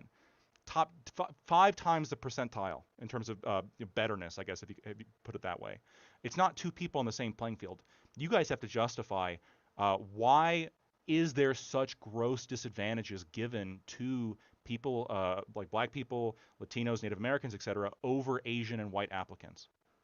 Because I don't know, you're misrepresenting it because you keep saying a gross advantage, and that's not the case. If it was a gross advantage, you would see proportions that don't make sense. You know what I'm saying? And again, you would see failures left and right through all these companies that allegedly you're claiming do this. Again, because the problem is this logic, the entailment of this is that I don't want to make this your position, but it sounds like it just leads to a white person, if they have to compete, they should get it. Because stop. Wait. No. Simply because when I give you all else, again, I'm not trying to say that's your position. I don't want to make it sound that way. But I'm just trying to say that when it comes down to it, if all else is equal, it's almost as if you want to fight against the fact that some people aren't in this field, and once they are, they shouldn't be. Like I said, you keep bringing up, y'all brought up Ketanji Brown Jackson as if she's not one of the most accredited justices. I'm trying to understand, why is it that simply because somebody is black or is a woman, it's like DEI? When can they have a job and it's not DEI to y'all? I'm not getting it. I'll give you an example. We compare two different groups, right? Let's compare Denzel Washington and his product of Macbeth, which was a passion product, right? He wanted to play Macbeth, which would predominantly usually be an all white person. And he made an all African American version of Macbeth, and I watched it. Not bad. I like Denzel. Very good. That's good stuff. I enjoyed it. You know where I can give you an example of DEI failing once again? Kathleen Kennedy in Star Wars has ruined Star Wars. She's failed miserably. I give you another example. We can look at Warhammer 40K. They've, instead of using two factions that are equal, hey, we have Sisters of Battle, which is an army just as equal to any other army, and they're exclusively female. They're like, okay, cool. We want to take the all-exclusive male faction, which is Space Marines, and put females in there. We want to put females into the custodies, and they're doing this to appeal, like you're saying, but they're doing it under the DEI umbrella. They're doing it specifically. Now, nobody on the right had a problem with Denzel Washington sitting here and making an all-black Macbeth as a passion project. He said it was a passion project. I want to do this. This is not DEI. This is something I want to do. He did it on a small budget. They did it. It was good. I mean, I don't know if it made a ton of money, but it's on HBO, so I'm sure at least somebody got paid, or it's a write-off on their taxes. However, with Disney, we can see since The Last Jedi, when they've multiple implemented DEI shows, and they've had shows that weren't DEI, and I'll compare The Acolyte to The Mandalorian. Mandalorian, not a DEI show. The Acolyte was a self-professed DEI show, only had one season because it was such crap. Because guess what? They hired this and they forced it down your throats that, oh, these are the evil people. They're all the white man. We need these people to be DEI. We got to get more diversity in here. This is not only a bad decision financially, this is a bad decision policy-wise, and it's specifically done. So on the right, we don't care if you want to make a policy and you want to implement this in a free market and you do this, say, hey, I'm going to implement this. But we do care when you're going to sit here and pretend, oh, this is to expand diversity, and you lie to our faces. And that's the difference between Denzel and Disney in this case, or in the 40K, right? When they're sitting here, Denzel going, I want to do this. I want an African-American version of Macbeth.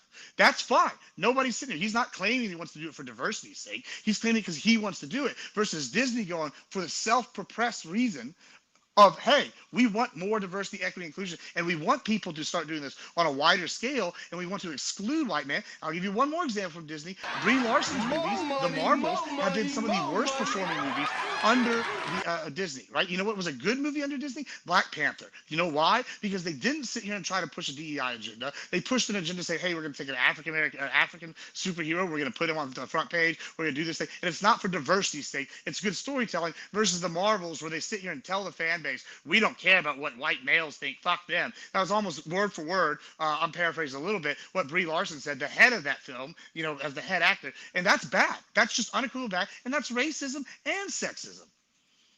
So I think the fact that you mentioned Disney as being currently implementing DEI, I think that's hilarious.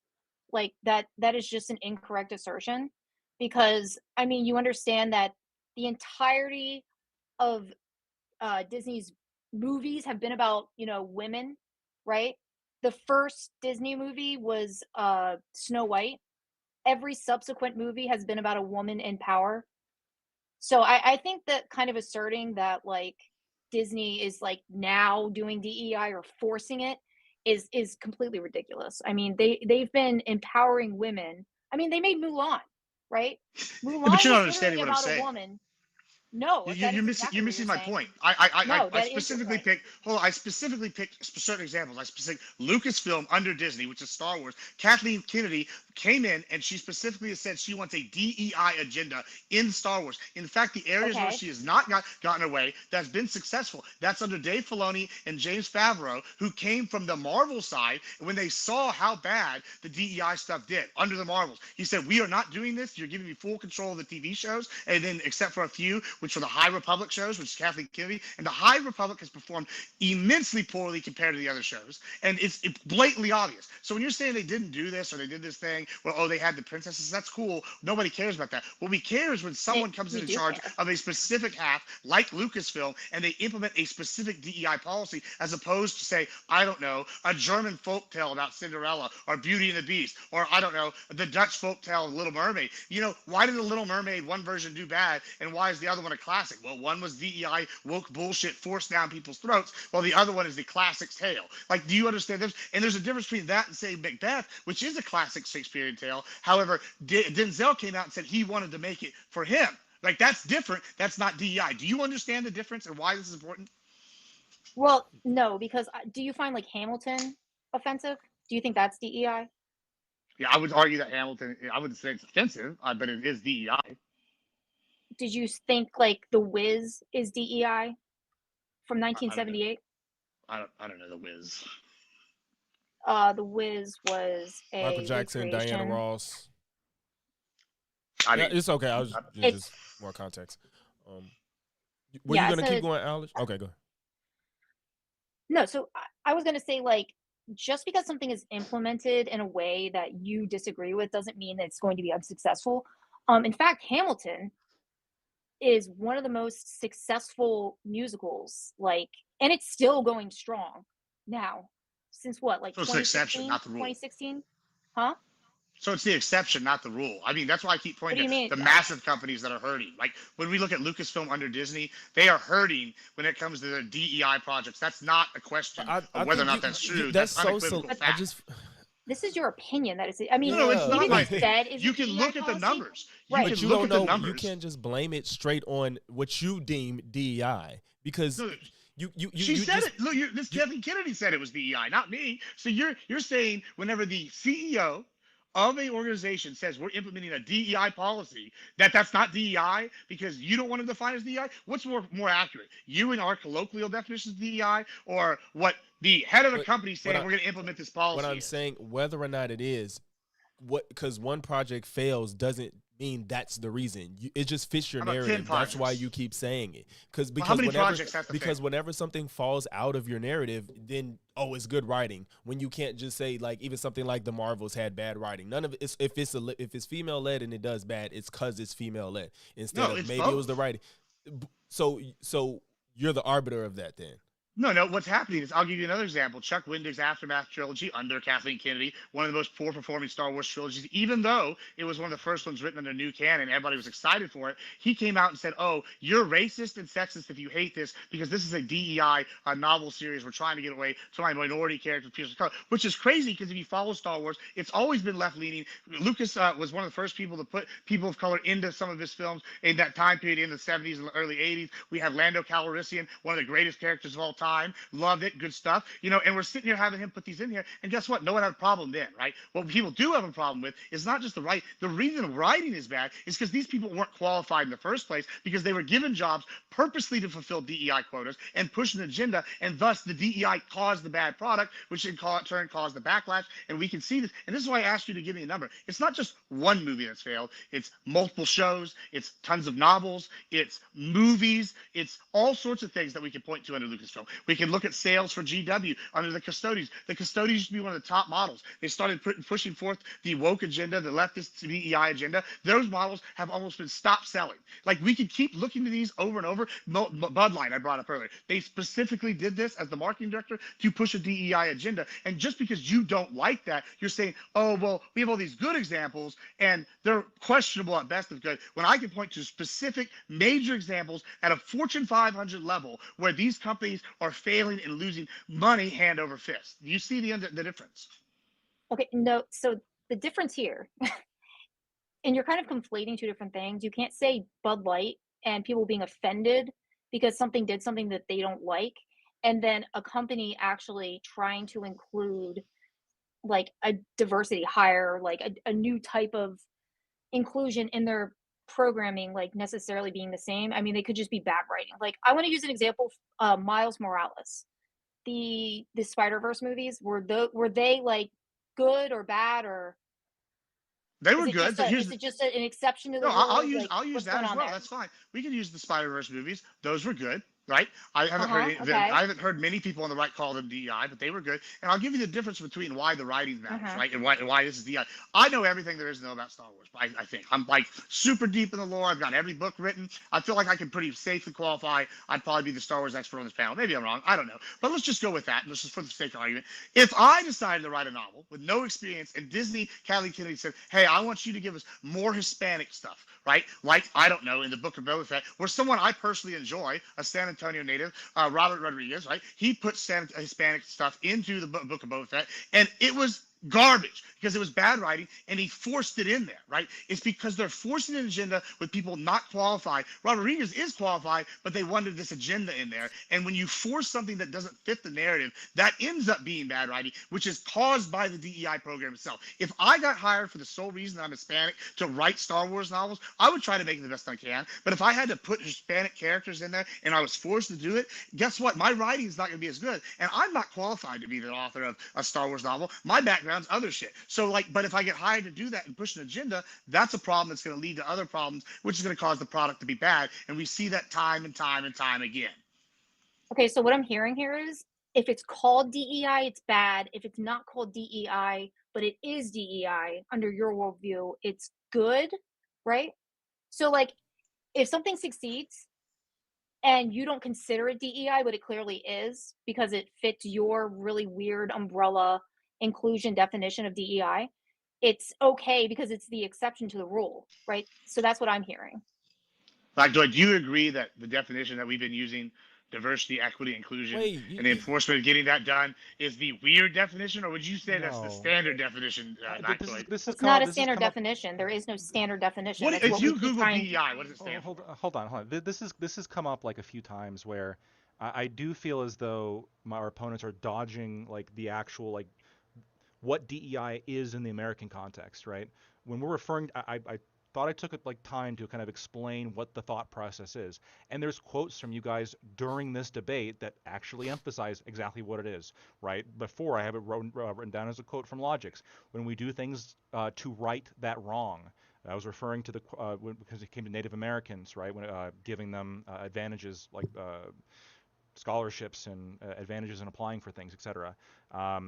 When it comes to, like, you're talking about systemic racism, you brought that up earlier. When it comes to contractors having to establish affirmative action plans, you've defended, when it comes to Ketanji Brown Jackson, you've defended, to some extent, like you admitted it was poor choice of words, but you did minimize when Mamdani is talking about, like white neighborhoods, at least, hey, they're wealthier, in a way that I don't think anybody would defend Mamdani if he brought up, like, we're going to start taxing Jewish neighborhoods more, despite the fact Jewish neighborhoods are also wealthier.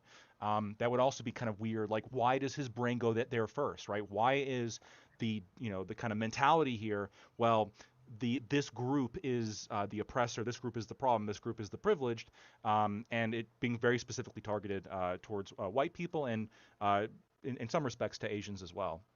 I think that several times now we've like emphasized this and explained the stats and explained how it actually happens in America.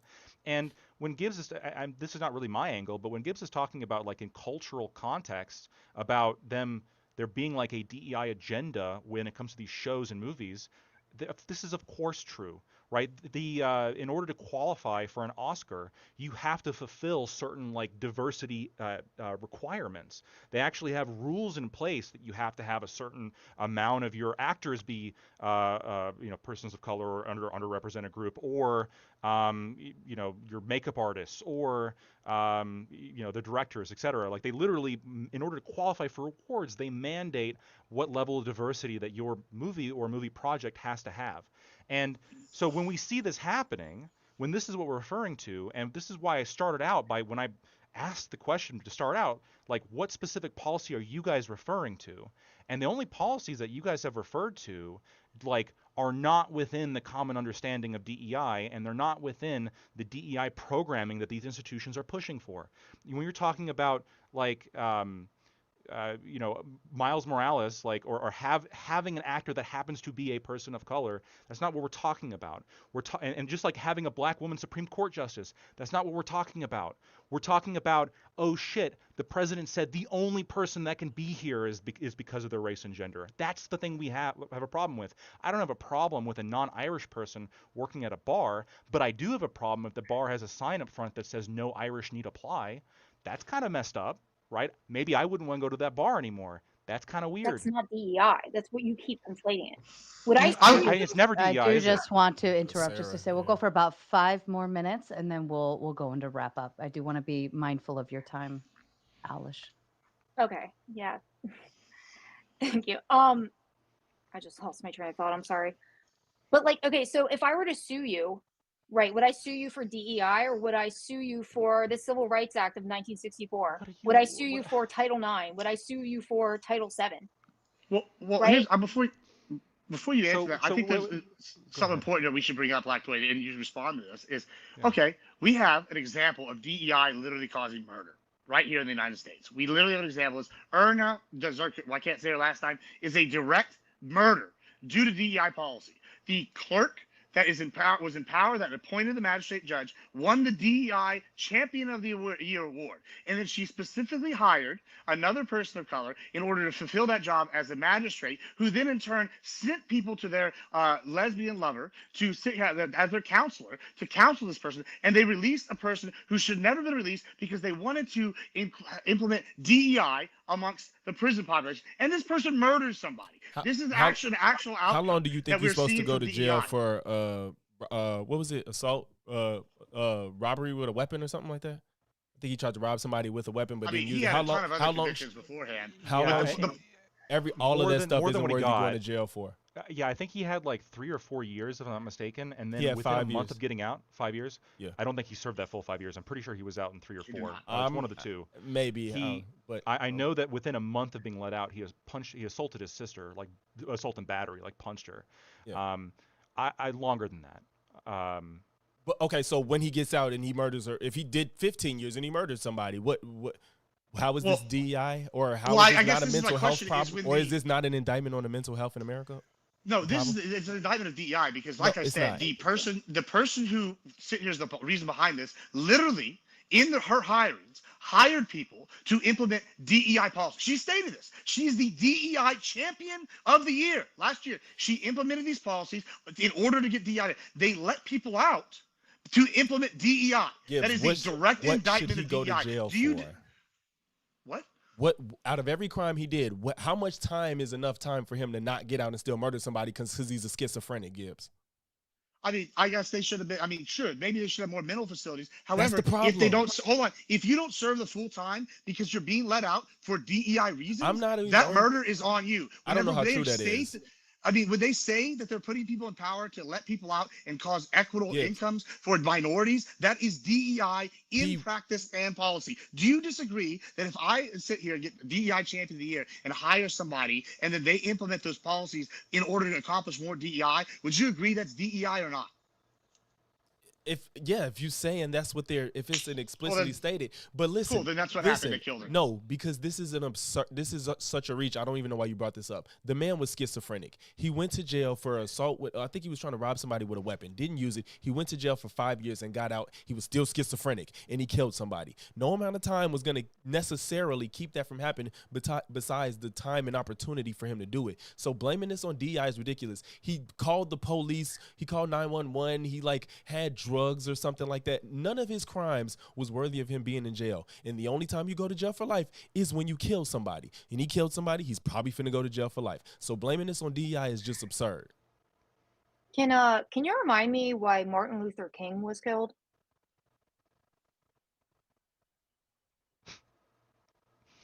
Are you serious?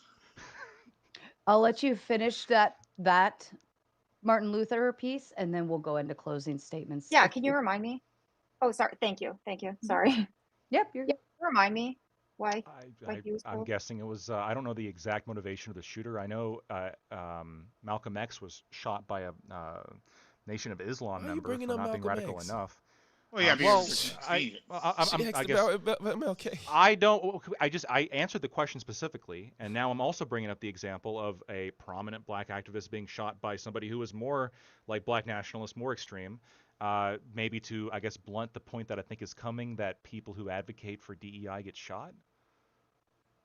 I mean, yeah, that's the point that he brought up by using, he tried to meld DEI into this weird case. He tried to apply DEI to a case that really doesn't have anything to do with DEI, when we have somebody in history who was literally shot for his beliefs.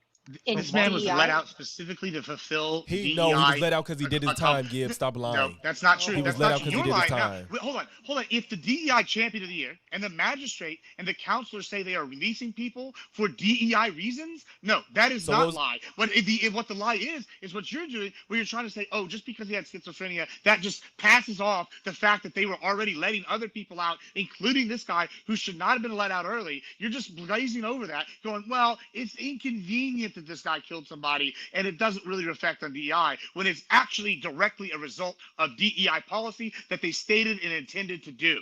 That's the problem here. All right, if he stayed in jail for 10 years, he still might have killed somebody. I'm sorry, Sarah. Sure, but then it wouldn't be due to DEI that the woman died. He might have killed somebody after, but it wouldn't be DEI's fault, because guess what? He had stayed in jail, done his time, and then he killed somebody. Instead, he was let out early due to attempting to accomplish a DEI policy, which is an inconvenient truth to y'all, that DEI is now actually can be directly tied to murder. Can I also say, like Martin Luther King? I'm going to argue against that. What Gibbs is saying is, if the actual stated reason why he was let out, because I know that he did not serve the full amount. You almost never serve the full amount of your sentence in America. So I know for sure that he was let out a little bit before then. I don't know exactly how much. I'm pretty sure he served either 3 or 4 years. I want to say 3, but it could be 4. If what Gibbs is saying is that the motivation here was explicitly DEI, then you have to eat that, right? Then you have to eat the fact that like him being let out was due to this reason. No, I don't. Fine, you don't. I think you do. And when it comes to Martin Luther King, one of the main things that Martin Luther King is known for is opposing Jim Crow. Jim Crow is arguably like DEI for white people in a way. Like it quite literally used government power to ban transactions, like consensual willing transactions between black customers and white business owners, or white customers and black business owners. And these were policies implemented in a lot of America at the time. And one of the main things that Martin Luther King pushed for was the abolition of these Jim Crow laws. Everybody in this panel is super against Jim Crow. I am against Jim Crow 100%. Everybody hates it. Opposing Jim Crow is not in favor of DEI. You can say, hey, businesses, like the government shouldn't come in and tell a business, no, you can only deal with white people, or no, this water fountain is only for white people. That's messed up, right? In the same way we're saying, oh, this scholarship is only for black people. We also think that's messed up, right? So our position actually is more in line with the MLK anti-Jim Crow position than your guys' position is. No, so I was just making the connection between a DEI murder that you're claiming is a DEI murder, but there's no evidence to support that, because I'm kind of hearing mixed information about what actually happened, where we have somebody who was advocating for something very specific. He had a very specific thing in mind. We actually saw somebody get murdered because of their beliefs, because they wanted, in your words, DEI, because that's your umbrella term. It's not what we right? said. That's what you implied, right? No, I very explicitly said. Is it not race-based? No, I very explicitly said opposing Jim Crow, opposing the race-based law is not DEI. Like, we are the ones saying business, like government should not be able to tell a business, like, you must only accept white customers. And we also oppose a scholarship fund saying we only accept black applicants or Native American applicants. We don't like that. We want to say, no, actually, this shouldn't be a thing that we think is good. Like, we are explicitly anti-DEI in this respect. I think Jim Crow was in large part a DEI, like, in benefit of white people. It was like discrimination in favor of white people. Now, the motivation was different, fair enough, but in effect, the policy of discrimination was the same. No. So I'm just making the parallel. I'm not saying that what he stood for, the Jim Crow laws or anything, have anything to do with that. I'm making the parallel that he tried to make between, like, somebody dying because of DEI, and then I'm bringing in Martin Luther King, who actually died because of DEI, because his assertion was, like, ridiculous.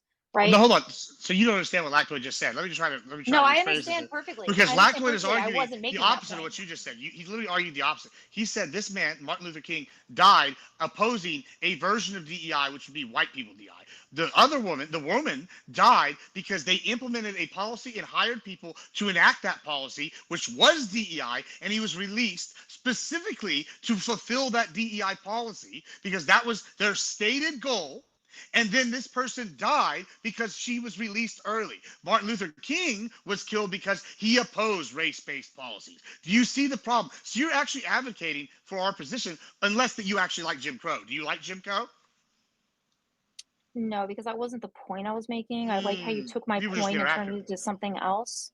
No, because I like how you took my point and turned it into something else. Because That's what Martin you Luther like. King was advocating for a very specific thing. He had very specific people in mind when he was advocating for who he advocated for. And it seems like kind of crazy and insane to me that you would say that, like, because this person did DEI and because this person was released because they were showing, I don't even know what the situation is with this person in that was the person on the subway, right? That there's a lot of connections that you're making to make it DEI, whereas this is a very specific example, right? The connection is person put in charge, one DEI ward. Their stated goal: implement DEI policy. They hired people to do that. That person implemented the DEI policy they wanted. Then this person, after that policy was implemented and released because of that policy, they killed someone. It's not like I'm making jumping Were they conclusions. released I don't. because of that Yes, policy? they were specifically released because of that policy. You can What look it policy? up. That's exact. Just go look it up. I don't have that in front of me. I don't have my computer. I'll give you the link. Why? But they literally have, the person was put one DEI champion of the year. They have the magistrate was hired to fulfill a DEI quota. She sent it to her lesbian lover counselor, to counsel this person, which clearly they didn't do a job. Looks like that might have been just corruption under the cover of DEI. Who knows? We don't need to have to go down that path. But then this person who was released early to fulfill that policy killed someone. If I said, hey, I'm going to release all the SA people, and then someone gets SA'd afterwards, would you say that my policy is the reason that person got SA'd? I would have to know the specifics of it. No, I mean, I don't think you do. I think if I said, oh, all people that committed SA get released, and because I don't think that SA is a real problem, or I think I want to say they all need mental help or something, and we release them, and then people start getting SA'd in mass, you undoubtedly would agree that this is a direct result of that policy. So if you're sitting here acting like that's not what happened here, I don't know what to tell you, but it's a direct result. It's not like it's, oh, Gibbs is jumping from point A to point Z. It's A, B, D, C, D, done. Yeah, that's a lot of points. And also, I'm still not seeing any evidence of this. I want to see evidence that this is the exact reason, right? I'm not that his case was dismissed early for whatever reason. I want to see evidence that this person was released because of this DEI policy. That, by the way, did you include the lesbian lover just to be like funny, or is it like relevant in any way? It is relevant. It is relevant because they were hired in all. Thank you. I'm so glad you asked. I appreciate it. All right, this is not an LGBTQ bash at all. I have many LGBTQ friends. I'll do that little thing right now. I love them. They're great. They're fun to party with. They're nice people. What's bad though is when you hire someone for like a characteristic, specifically that she was gay and a counselor. We're gonna hire a gay counselor to fulfill the DEI quota, which is what they did. They fulfilled the DEI quota because that was the stated goal by the clerk that was put in charge and was doing. And then she hired the magistrate, and the magistrate sent this to somebody to fulfill a DEI goal. So yes, that is why I included it. I wouldn't have included the lesbian lover part because that's not really relevant if they just happened to be gay or whatever. But instead, they did this specifically because it fulfilled the quota. That's the only reason I brought up the fact that they are LGBTQ, not because I have some bigotry towards them. I do have anger towards DEI policies that lead to murder, though. I would. Yeah, and there's still no evidence to support any of that. But I'm sorry. There's plenty of evidence. I would like to, if you guys feel complete on that piece, I'd like to go ahead and move on over to closing statements, and then we can move on from there. All right. In that event, Alish, if you'd like to go ahead with your closing statement, please. Sure. So I'm going to keep it kind of short and sweet. I think that we kind of definitely got the idea that the understanding of DEI on the right or on the other side of the playing field, because I can't say both of you are on the right, is that like you really want to force it into this box of just being like race-based or I guess LGBT, which we really didn't even talk much about. But when there are specific laws that actually apply to those things that are enforced by law that are not called DEI laws, they're just the laws that are actually there. And you're kind of like using this overarching idea of DEI to kind of like push your own narrative that these laws are like, I don't know, bad, maybe. Not really sure what you were going with there. But it seems like you're really trying to force your own ideology while kind of not accepting the fact that DEI, as I brought up earlier, with the program that Biden implemented with the military spouses, does not always apply to race, does not always apply to specific immutable qualities that you brought up. It has everything to do with inclusion of people who may not be able to get that inclusion. Military spouses, again, I'm going to kind of insist, is getting them jobs. Not only do they have to be qualified for the job, but they are just given like the opportunity to go for that job. It's not like they're being handed the job. They're just given the opportunity to do it. I guess essentially, like, you're mischaracterizing DEI entirely. And I think that you pretty much illustrated that you are not able to grasp that DEI is not what you're making it out to be. Okay. Fair enough.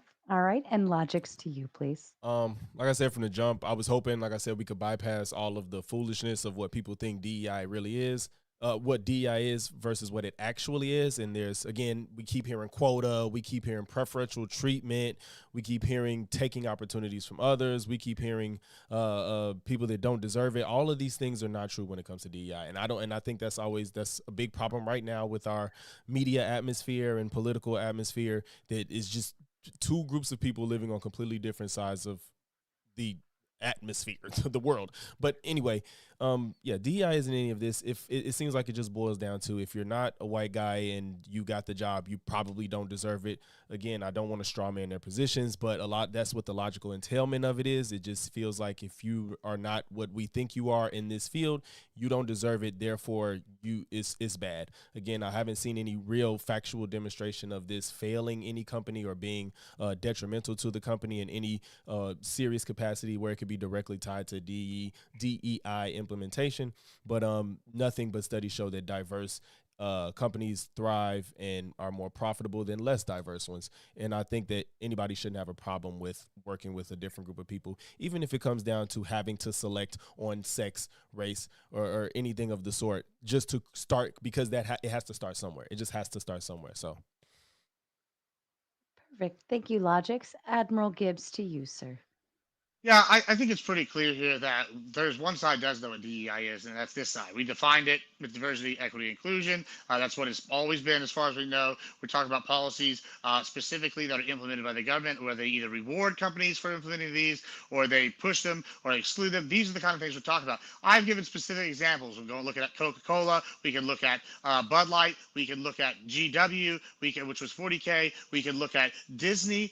We can look at all these different places where they have been hurt significantly financially due to DEI policies. And why that? It's interesting that whenever DEI hurts one of these companies and they say, oh, it's just bad writing. Well, this is a direct result of bad policy, right? If you hire people that are not qualified, that are going to sit there and go and write something, guess what? It's going to be because they're not qualified, and they go in there, they're not as qualified as somebody else, and guess what? They push this in there, the writing's going to be bad. It's just that simple. If I hire someone not as qualified as somebody else based off an immutable characteristic, and I'm forced to, or I'm not forced to, I'm rewarded to do it, guess what? And it hurts my company, in the long run. This is a problem. We can argue about the studies, but we know that academia has been in the pocket of the left for a while. And what I do know is that I can look at tangible results economically for these companies, and it's a problem.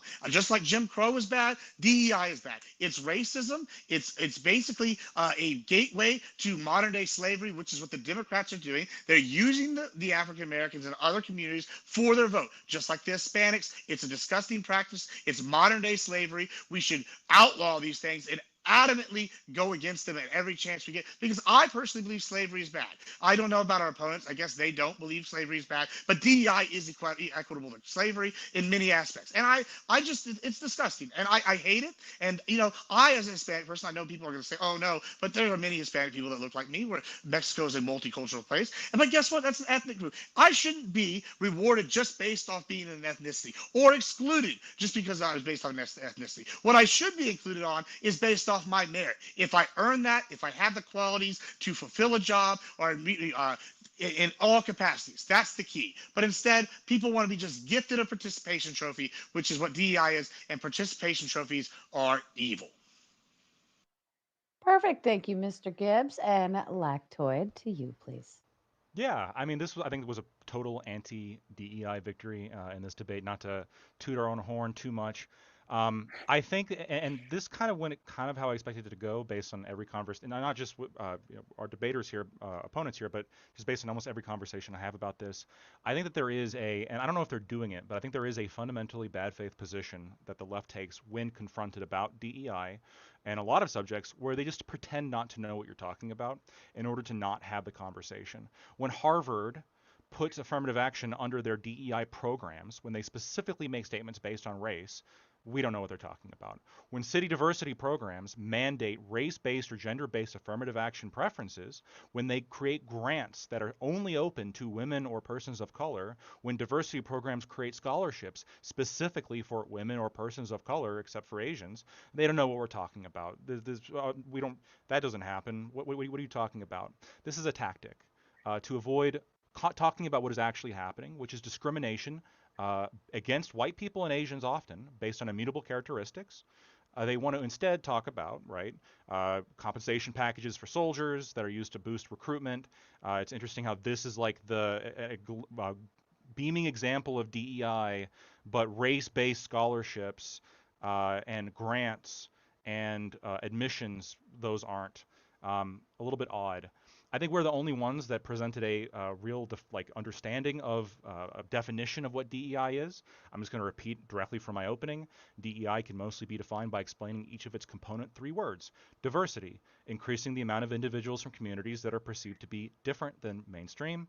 Equity, giving specific advantages, resources, or preferences to certain groups in order to achieve an equal outcome, specifically measuring equal outcome on said group as opposed to the individual level.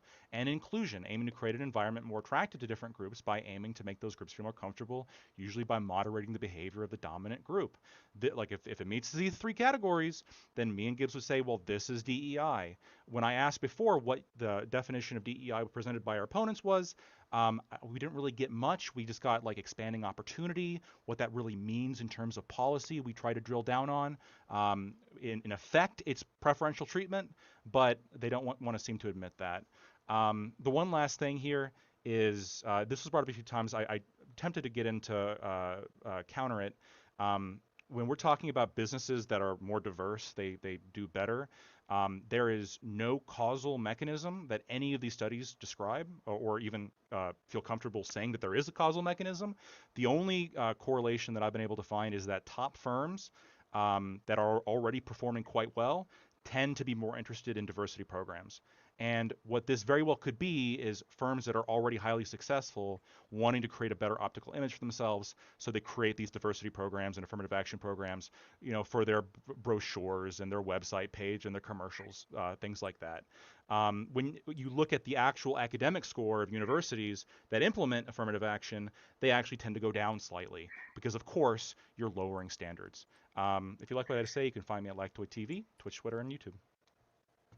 Perfect. Thank you. This was actually very refreshing too. You guys were able to kind of mitigate yourselves and refrained from constant interruptions. So that was very, very healthy. Owlish, I do want to offer you the exit if you do need to take it now. I know you had a time crunch. I don't know if I'm guessing you're East Coast along with me, so it's 11:30 here. But it's totally up to you if you wanted to leave. I certainly the door's open for you. I didn't want you to feel stranded. Yeah, I'm gonna have to head to bed, but I do want to offer a peace offering. Here's my cat. We gotta put that one on big screen. We love kitty Yes, cats. this is Demi, and then this is June. Hold on. So if I was mean to you, keep note that I love you, and so do my cats. Hey, that looks like my cat. That's funny. We love animals. I love it. And thank you so much, Alice, for joining, especially last minute and putting in the time. I really appreciate you, and I look forward to having you back for more. Yeah, thank you for having me. I appreciate it. I hope you guys have a really good night. Thank you. You as Peace. well. Thank you. Thank you. Peace. See ya. I also chat. I want to say I usually have my computer, but I'm away on business for DebateCon, so that's why I don't have my computer. And we're speaking from just talking points from memory because I feel like Lactoid and I have done this debate several times now. So that's why I don't have my computer, audience, not because I'm lazy. Fair enough. Fair enough. We'll get through some super chats. As for everyone in the audience, the backstage is officially open. If you'd like to jump on open panel and add into the discussion, it's officially open for you, and you can find the link in my chat pinned, and I'm continuing to drop it as well. Trip1 asks a question or says something. Want to have this dono here to show the lowered standards wasn't the issue. It is clearly about race for the people who are anti DEI, typical. And I believe this shot is fired to Lactoid and Gibbs, if you want to respond. I mean, it's racist for you to assume our race. I mean, I think that we, at least and I think Gibbs did too, went into exclusively why we think the unfairness is the problem. If you're accusing us of having some kind of subconscious bias because we're the ones being discriminated against, I mean, maybe, I don't know.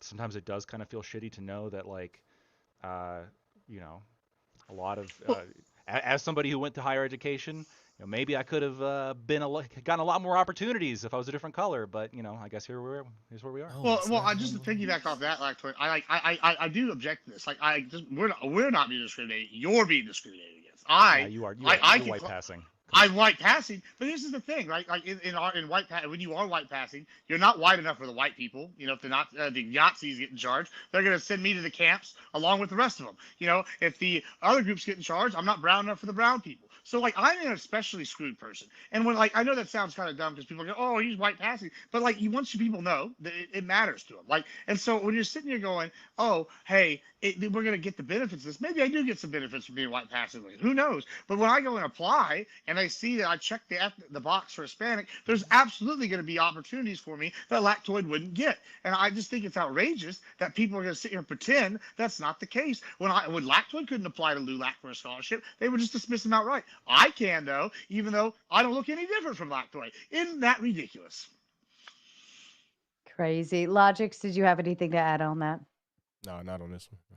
Fair enough. Trip says to help illustrate what DEI is for, it's for diversity, for representation. Why? Because the people in power want optimization. Diversity in ideas in America has been the driver for us getting ahead. Any thoughts? I agree. The comment, my definition of DEI that I put forward, like this person is advocating for that. I disagree that it's good in terms of, like, I don't think we should be racially discriminating against people or giving certain people advantages based on their immutable characteristics. But if this person thinks that they are, like, it is good, I mean, that's just sort of the mentality. I mean, on a base level, I can't argue against it on a subjective axiom basis. Anybody else? All right. Trip says affirmative action equals forced diversity in positions earned or unearned. DEI equals first diversity pool with the hopes of diversifying the position. Yeah, this doesn't make any sense. I still don't see the difference necessarily between these two. Forced diversity in positions earned or unearned, would being forced in a diversity pool count as a unearned benefit? I would assume so. Yeah, that's why I said from the jump, affirmative action is not the same, because I disagree with it too. Because it does lower standards. It does put people in position it shouldn't be. DEI is just giving an opportunity to more people that otherwise more than likely wouldn't have it. It's no guarantee necessarily. Okay. Naritas Says if the whole debate is going to be the left refusing to discuss the topic, why even have the debate? Stop dodging the effing topic. I believe this was shot over to you and Owlish Yeah, Logics. we weren't dodging. I wouldn't even put it on them that they were dodging it. It's just like I said from the jump. DEI is not what they frame it as to be. And actually, Lactoid kind of touched on what I also said too, and maybe we just got lost in it where he said he just doesn't agree with it. And maybe we got lost in other things, and I feel like that would have been the better conversation, is like why I think it's okay and why his side doesn't think it's okay. But we have to at least agree on what it actually is. So Okay. Stream Rift, Joshua Stacy, who is backstage hanging out, ready to go, says DEI is better branded racism. Any thoughts to that, gentlemen? I ridiculous. I agree with that, but actually I wanted to ask Logix a question based on the last super chat. Sure. Can you give me what is the motivation for affirmative action if it's not diversity, equity, or inclusion? Is there some other motivation that people have when they implement an affirmative action policy? But I feel like DEI is what affirmative action was trying to do, but done wrong. So like you keep trying to make it seem like affirmative action is, I mean, I guess in some aspects it is underneath it, but it didn't come first as far as how it's presented today. But DEI is to afford the opportunity. Affirmative action is taking people that don't need, but in any other circumstance would not even be able to be here.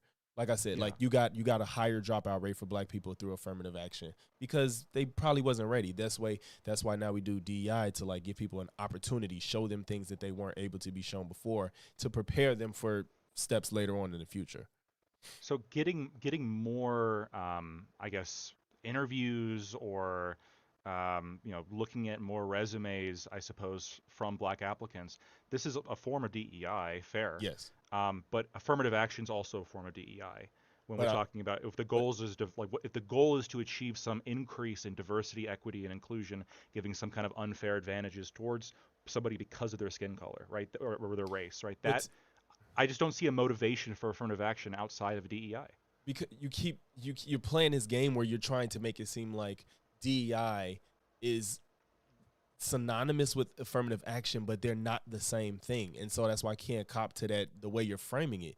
DEI is to give people opportunity. Affirmative action is taking you putting you somewhere you may not be ready for. Those are not the with same the intention of diversity, it doesn't matter. inclusion. But it doesn't matter if that's the intent.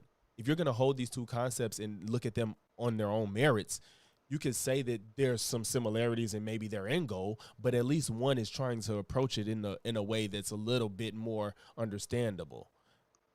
Yeah, this is, I think, it's just unreasonable for you to say like, yeah, let me pull somebody off the street that doesn't need to be here solely because they're black versus like, hey, black people aren't represented here. Let me let them know that they're welcome and that there's an opportunity for them to come in this space. And if you meet the requirements that we have, you'll have this job or whatever it may be. That's so different than grabbing somebody and be like, yeah, let's put you here because you're black. That's not the same. I agree that there's different types of DEI. Our argument was that the most pernicious kinds that are like most enforced in America today are the ones that we're talking about. I don't agree. That's why I brought up because like DEI would include, it's not just like, oh, the most tame forms of DEI, that's real DEI. Like DEI is a broad umbrella that encompasses all sorts of things that are policies that are aimed at increasing diversity, equity, and inclusion. That is all the motivation there is behind affirmative action. That's all the motivation there is behind quotas. The implementation is different. Yeah, yes, you can implement different DEI policies. Do you think there's like one specific DEI policy and that's all DEI is? No, because I'm telling you to take affirmative action out of it, not take away the D or the E or the I. You're trying to make affirmative action be DEI when it doesn't have to be. We gotta keep going. It does. It's done with the intent to diversify, equify, and inclusify. That is the only goal. Two things can have the same intention, but not get there the same way. That's the whole idea of the right and the left. There could be a different policy that you can support. You can say some DEI sucks. Like affirmative action is always DEI, but not all DEI is affirmative action. I don't agree with affirmative action, but you keep using it. Okay. Let's not use affirmative action. Okay, you stated, Logix, that it was making people aware. I would argue that if you reward a company for meeting a quota, That is not making people There's no aware. That is quotas saying in DEI. there are quotas. We No, they're know there are not. quotas. No, Like, they're not. yes, there absolutely have been No, they're diversity not. quotas implemented by companies, You and they said have look been up rewarded DEI. for it. Look up and see if there's DEI quotas. Was You said look it Katanji up. Brown Jackson? Well, Was that DEI well, there or no? are. I will say there are quotas specifically. Like I can attest to government quotas for contractors. For instance, if you have a female in charge, if you have a heavy minority, you actually have a better chance of the bid, even if you bid higher than lower, so on and so forth. That they will acknowledge quotas. I worked for a company where we kind of had to operate under this guiding tool in order to continue harnessing the contract each round. You're saying Yeah, like I mean, once there's other there's a examples. threshold being met, then they start looking at other factors. Is if that's how it sounds. So, for instance, even if we bid the lowest amount that the government would, like, let's say company A is us, and we bid, let's say, $50,000 for a contract, and company B is you, and you bid, let's say you bid less, like, or I'm sorry, you bid more, like $60,000 for the contract. That's not the first starting point. The first starting point they look at are the minority, the quotas, the so on and so forth. It gives you points if you're minority based and you're hitting certain quotas. It gives you these extra points on your contract bid. So that means there's no repercussion for not abiding by that. You lose a bid if you don't have the minority points. Okay. I get what you're Even saying. if I don't you think it's if a even if quota. company A and company B both bid the same exact amount, if you meet the minority quotas and their particular I'm gonna mute you, Ice Chomper. If you don't meet these certain requirements, you get extra points for having these extra things. And so therefore, so if I have a company and I'm a man and it's like three men, and then we're up against a company that has three women, we're automatically going to lose even if we bid the same amount. We have to actually bid lower to try to beat the point system. I muted you, Gibbs, while you were chomping on ice. I was wanting I to can get through I the can super unmute. chats. You have to unmute you. Oh yeah, I was muted on my end. I don't know why it didn't mute them. Oh, That's okay. Trib says Gibbs doesn't realize the Bud Light example is literally the reason DEI programs exist. Dylan wasn't making Bud Light, didn't affect the product, but bigots reacting to it is why it lost sales. Gibbs, to you. yeah, that's stupidity. Like, yeah, I gotta say, like, if I like, it's just dumb. Like, we brought this up. Like, I brought the Grand Wizard thing up because, listen, Dylan Mulvaney was the antithesis of what their base liked, right? So their base, predominant base, was white Christian males, right? This is not going to be people that are fans of the trans movement. Now, I have no problem with the trans people. I have no problem with the gay people. However, this company implemented this in order to push a DEI agenda, much like the way that Disney has done with Lucasfilm, where they put forth a product and we can see exact failings with the High Republic series, and we can see the Custodes in GW, and I can list other examples where they specifically did this with the express goal of implementing DEI. Now, he's going to argue, oh, that's good because these people are bigoted. No, it's just stupidity, and they did it in order to try to expand their business. Now, just because it's a bad business plan doesn't make it not DEI. It's absolutely DEI, and it's the prime example of why DEI shouldn't exist because it hurts the American economy and it hurts the people that it's trying to help. Now, I have trans friends now who fear for their lives because Dylan Mulvaney was put on there as a person. They blame people that had nothing to do with this because guess what? Some person at a higher up level decided to put him in. Now, is that fair?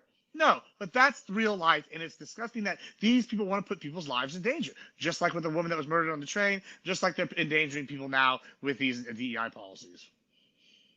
Okay. Iotin sends nothing but tomatoes. Tomatoes in the chat, please. I love these types of messages. Calvin, who is backstage and can also, I'm sure he'll want to debate a little on these. If equality laws exist, as Alish pointed out, but hiring still skews white, how do we ensure fairness? Are we supposed to just trust that those making the decisions will act without bias?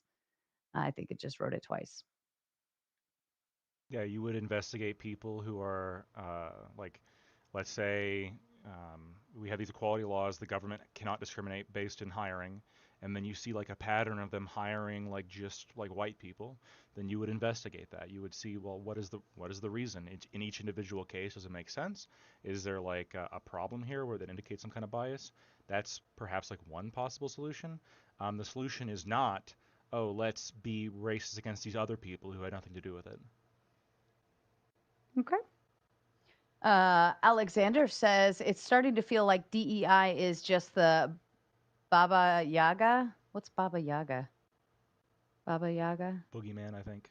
The boogeyman. For anything John Wick. Republicans don't like. Oh, yes. DEI is a policy framework, not a label to retroactively apply based on who's benefited from it. Any thoughts? I brought up policy the whole time, so. Yeah, I feel like I name specific policies repeatedly and companies every time. I don't know. Anything from you, Logic? No, I agree with the comment. Okay. Calvin says, if we're debating DEI and hiring the most qualified, don't the nominations of Pete Hegseth for Secretary of Defense and Matt Gaetz for Attorney General highlight the same issue? If true, contradict much? Yeah, you can say that for XYZ reason those were bad picks. I wouldn't even disagree that they were bad picks in many regards. But the question is, as is all the whole discussion, is the motivation here based on an immutable characteristic? And the reason that position is important is because the shoe on the other foot would not be tolerated. So is sorry. Go ahead. Is nepotism an okay form of hiring or picking people? Is that I don't think acceptable? nepotism is a good thing. I think okay. At least you're consistent. Yeah. So, like for example, the Harvard data that I pointed to, where it showed that like 2/3 of black applicants wouldn't have gotten in if it wasn't for race-based policies, 2019. It also took out legacy admissions, and I agree. Like legacy is also kind of shit. Now, legacy is actually a very, very small part in comparison to race, like in terms of the actual effect it has on your chances of getting in. But it's not good. Like I'm not a fan of the boss picking his dipshit son to run the company just because he's his dipshit son. I would prefer he not do that. And in fact, you know, as somebody who didn't come from money, right, and did have to like kind of get to where I am through my own work, and maybe that's, again, maybe subconsciously that might explain some of my emotion behind this, I suppose. Yeah, I get the anger that people have. It's like, well, this person just, you know, was born with a silver spoon in their mouth. This is kind of fucked. I get that. And I think that we should, like, culturally, just like we should culturally oppose DEI, we should culturally oppose that too. No more dipshit sons in power. You should probably pick the person best for the job. Anybody else? Okay. Carrie says, such bad faith, claiming no examples of DEI failing in companies. Do some research before you claim things aren't true. I don't know if they meant to say it that way, but saying DEI failing in a company isn't the same as the company failing because of DEI. I don't know if maybe they meant that in the inverse, but I'll grant it that maybe they meant that. I mean, you could say do your research, but if something doesn't exist, and again, you could say like, oh, Disney had a bad movie. DEI is like you're just ignoring any other factors because you don't like DEI. So you will have to demonstrate that there is a direct causation that DEI implementation made something fail completely, and not just because people rage out at a trans person drinking beer. That's not DEI's fault. I'm sorry. Any thoughts from you, gentlemen? Yeah, I mean, I named numerous companies that like we can. I mean, I can keep going. The really egregious one that comes to mind is Lucasfilm under Star Wars. It's blatantly obvious, right? And we don't even have to talk about the Marvels, but we can just talk about the High Republic and how it has been an abysmal failure at every level. And their specific goal is to increase DEI in Star Wars. That is Kathleen Kennedy's baby. She's walking around pressing the Force is female on her shirt while she's pushing the High Republic, and the novels are doing the shit the worst. of all the other novels. We have Chuck Wendig, who was hired under Kathleen Kennedy, and he came out and when the books did terrible, straight up said he wrote them to be DEI. In fact, it's bad writing, but it's because of this bad writing, right? He shoehorned a non-binary alien into the thing that somehow took over a super star destroyer, which has thousands and thousands of people with a smaller force, somehow took it over and just only put them in there. That's the only time they've ever been mentioned, and it's just bad writing. And he wanted to enforce neo pronouns under the DEI concept with ze, they, them, and he wanted that to become the official non-binary. This was a stated goal when the books came out. So when I can sit here and point to specific examples of not just one movie, but a whole trilogy of books. I can point to numerous movies. I can point to numerous shows, numerous comics. I can point to product lines. I can point to all these things, not just for one company, but I can bring up GW doing the same thing and reverting back away from this DEI policies in some cases. Some people in GW, it seems like they're having a civil war, want the same thing, just like at Lucasfilm, now they're having a civil war. And it's ridiculous when people are going, oh, hey, it doesn't happen, when I can give specific examples of DEI causing these problems repeatedly. And Zonia says Lactoid would be my first choice as a DEI hire. It's rare to find a sane libertarian, and we need a few more like him. Compliments to you, I take it. Thank you, Sonia. And Zonia, I wanted to double down and say, good panel, by the way. Thanks. And you're very welcome. And thank you for putting my favorite color on the screen. Additionally, our lovely Jason Reeves put my favorite color in another Dono app, sending a big 50 plus another 5 thanks to tech issues. So he had to save that one and get it all over the place, but he has it. We're good. Other apps are up and running. I was having some issues back here, but he is solidified for a big 55 to the Dono. Thank you so kindly, Jason. All right, gentlemen, are we ready to meet our panel? Yeah, I'm gonna run to the restroom though. Yep, go for it. Go for it. Take your time, and we've got a full house backstage, so we're gonna have some fun. Here we go. I might have to pull out and come right back in. So just bear with me 1 second. I have to take a quick phone call. 1 second. Sure, no problem. Do your thing, Gibbs.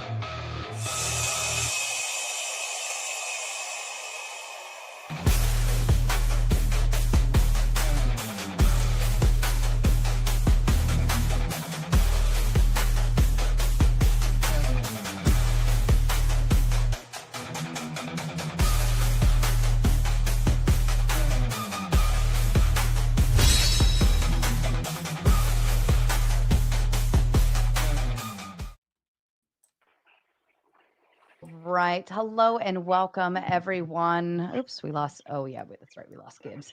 I have officially opened up the gauntlet. If you already know where you're going, please start making your way over to that side of the show. Otherwise, I will begin dropping the link in the chat, and I will set up the raid to go from Raging Tomato over to the gauntlet.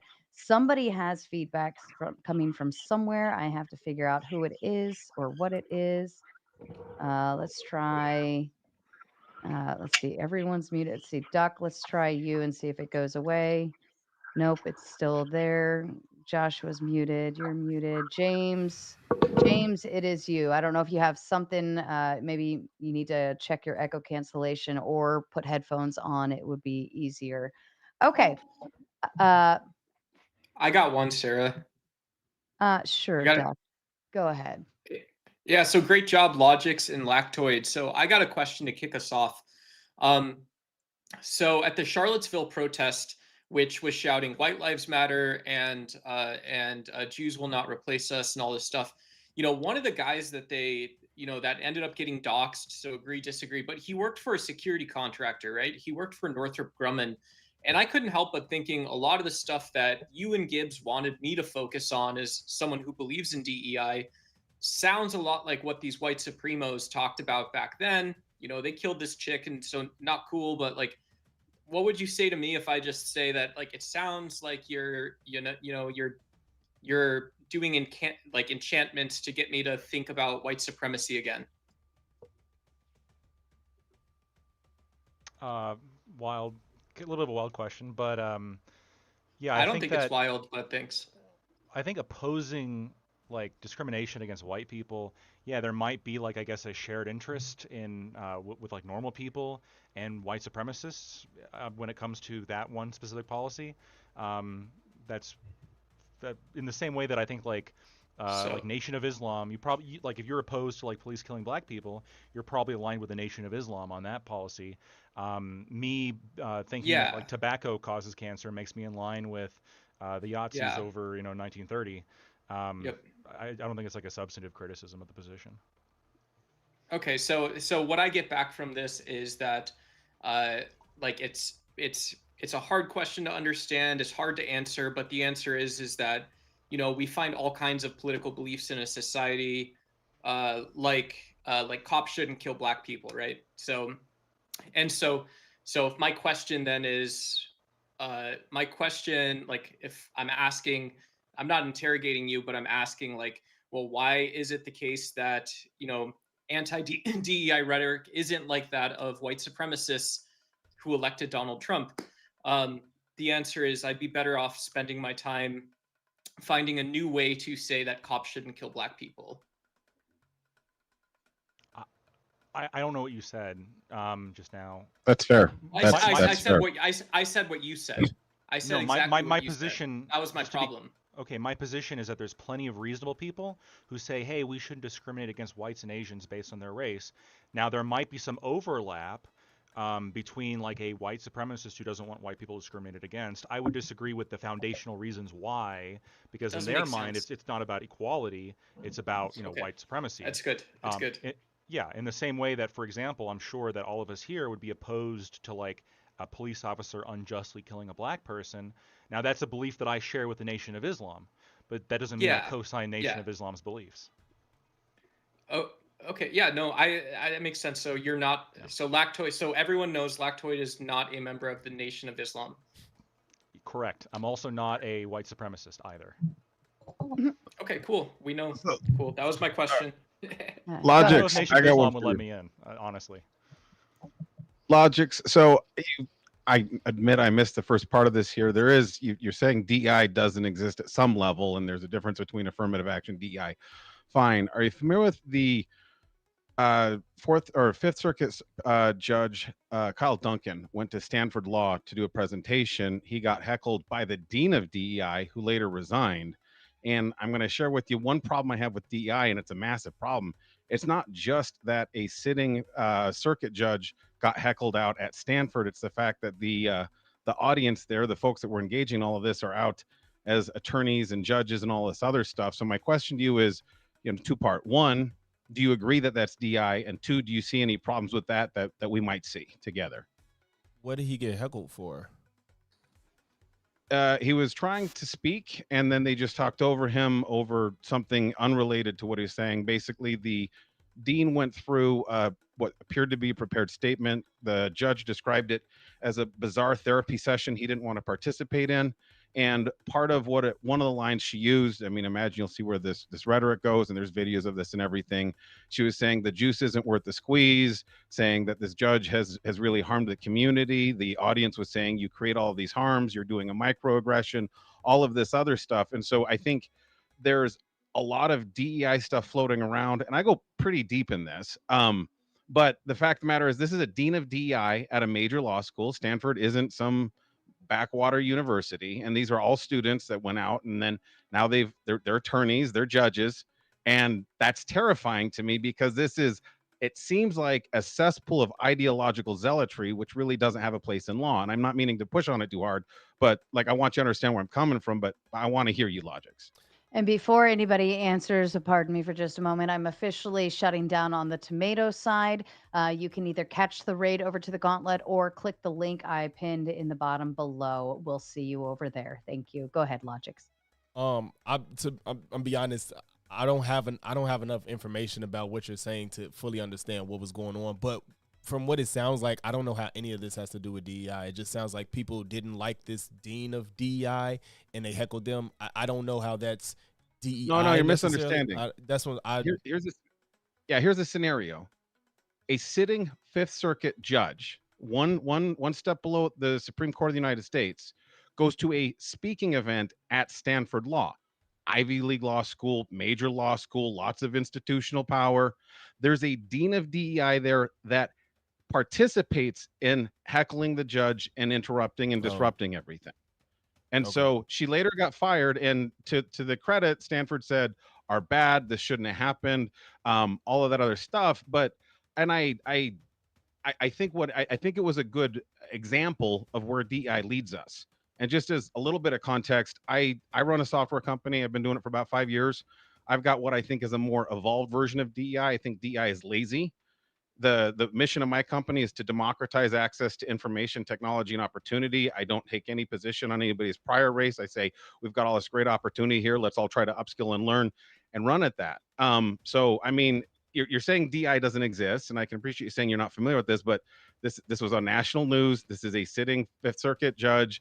Like this stinks to high heaven. Can we at least agree it stinks? And if not, like again, I'm not looking to change your mind here, but like I want to understand you. Yeah, so I just would really wish I would understand what the heckling was for. But if that person got fired, then maybe their conduct was unacceptable and they got fired for it. It's like I'm not against like people like again, this goes back to what I was saying to Lactoid. Like some people can do things and get carried away or implement them in the wrong way. You know what I'm saying? So it's like when that happens, I don't want you to like you can't just take the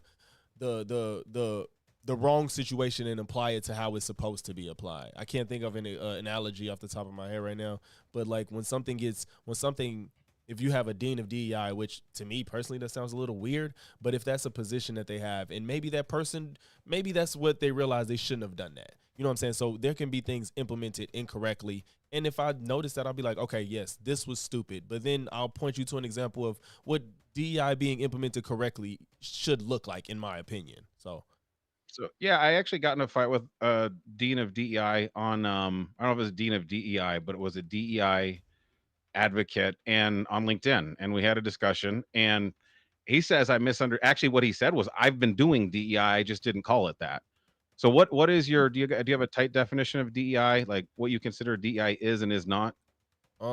It tight, of course, excluding what we all know the acronyms mean. I believe I said it a few times in the debate, which is basically opening opportunities for a diverse group of people, making opportunities presented to a diverse group of people and making them feel welcome in those spaces. Thank you, brother.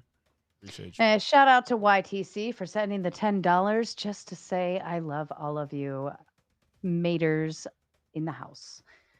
All right. I want to open it back up. Calvin, I know you had some thoughts on this. Yeah, I did. My apologies. I did like some of the gentleman below me missed like the beginning of the debate, so I apologize for that. So my question may be a repeat or cause him some to repeat, so I apologize in advance. You did bring it up, and my first question, which was posed to Lactoid and Admiral, and basically that was like to say, how do we ensure that these programs or people are going to hire without discriminating practice and use? And I think he suggested some like monitoring things of that nature. Is that correct, like Lactoid? Yeah, I think that if you if you catch somebody doing the bad thing, then you punish them for doing the bad thing. To me, it just seems wild to like punish some other white guy who had nothing to do with it because this white person was discriminatory. And that's kind of the lens that I think DEI kind of places us in, which is looking at people as if they're like an ant in their colony, like an appendage to their group, as opposed to what we all are, which is individual human beings. Okay. All right. So, but to start, when I hear this conversations, or generally when I hear people talk about the black versus white thing, there's always a focus from people on your end to look at the I guess the reaction, which would be like the policy, like affirmative action would be a reaction, but there's never a focus to look at the cause. Like through this whole discussion or the parts that I've heard you on, you've always looked at the reaction, which would be a DI policy or affirmative action, but there's never a look at the cause why things like this is actually in place, which had to do with discrimination, racial discrimination against Black people, things of that nature. So my question to you is, affirmative action actually occurred around 1961 or something like that. Do you think at that point in time there was a need for such a policy when things were heavily racially discrimination? There's a lot prevalent racial discrimination against Black people. Do you think there's a policy like that needed at that point in time? No. Again, the white people that you'd be discriminating against would be people going into college. We're talking about minors at this point, primarily. So we're not talking about the people who implemented Jim Crow or implemented the policies that actually did the bad stuff. You're talking about disadvantaging people who had nothing to do with it, individuals who had nothing to do with it. That's my problem. If you wanted to take a position of, well, that's all fine and good, Lactoid, but I still want there to be some kind of equity, like enforced equity in society. This is like my goal. Doesn't affirmative action accomplish that goal?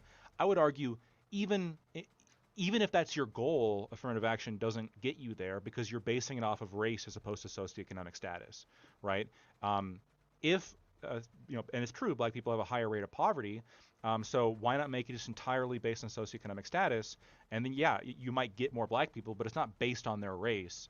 It's based on this factor that is like actually the thing that you guys are caring about when we're talking about equity and like job advancement, et cetera, as opposed to what currently happens, which is a lot of well-off Black applicants are much better off in applying than like even middle class or lower income white applicants.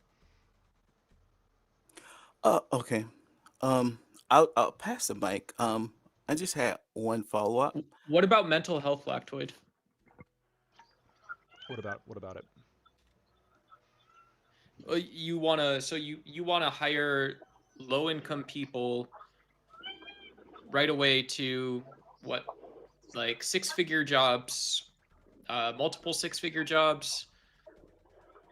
No. That's your suggestion? No. At least 3 okay. of them. Yeah. No. No, Doc understands. Yeah.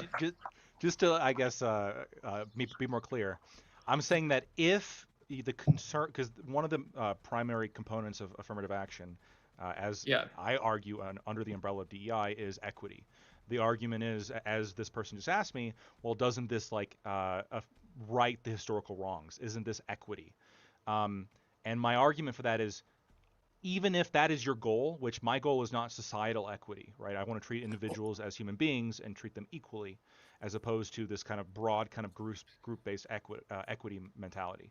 But if you do care about equity, equality of outcome, why are you doing it based on race as opposed to doing it based on socioeconomic status? Because you're pushing back on a practical solution with an impractical one. I don't know if that makes sense, but I hope you understand that. When you apply for FAFSA, you put down your income and your family's net worth and all that. FAFSA is for college, right? And so FAFSA doesn't replace the application process for college. Like, that's very clear. If you're suggesting socioeconomic status, like, you have to ask like why those people are low income, and then you also have to provide. And this isn't like the Protestant ethic or something, but it's saying that, creating more inroads than exist today for like first generation college students, which a lot of companies ask about. There's military veterans, all this beautiful stuff on job applications, right? Like this doesn't replace like career pathing in general.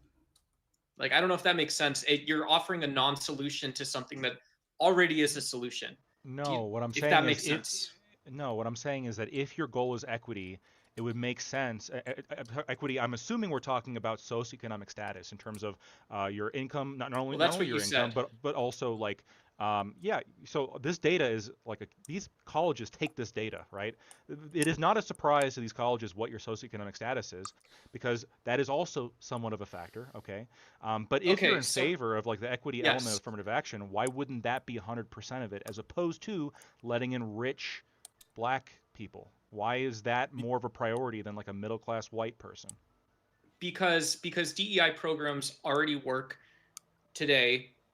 DEI programs work today in thousands, tens of thousands, hundreds of thousands of businesses. DEI programs are important not just for the United States, but could be seen as important to nations we're decently friendly to, like Singapore, who have some weak democratic mechanisms. They have strong markets, um, strong multiculturalism. We could learn a lot from each other. DEI programs work.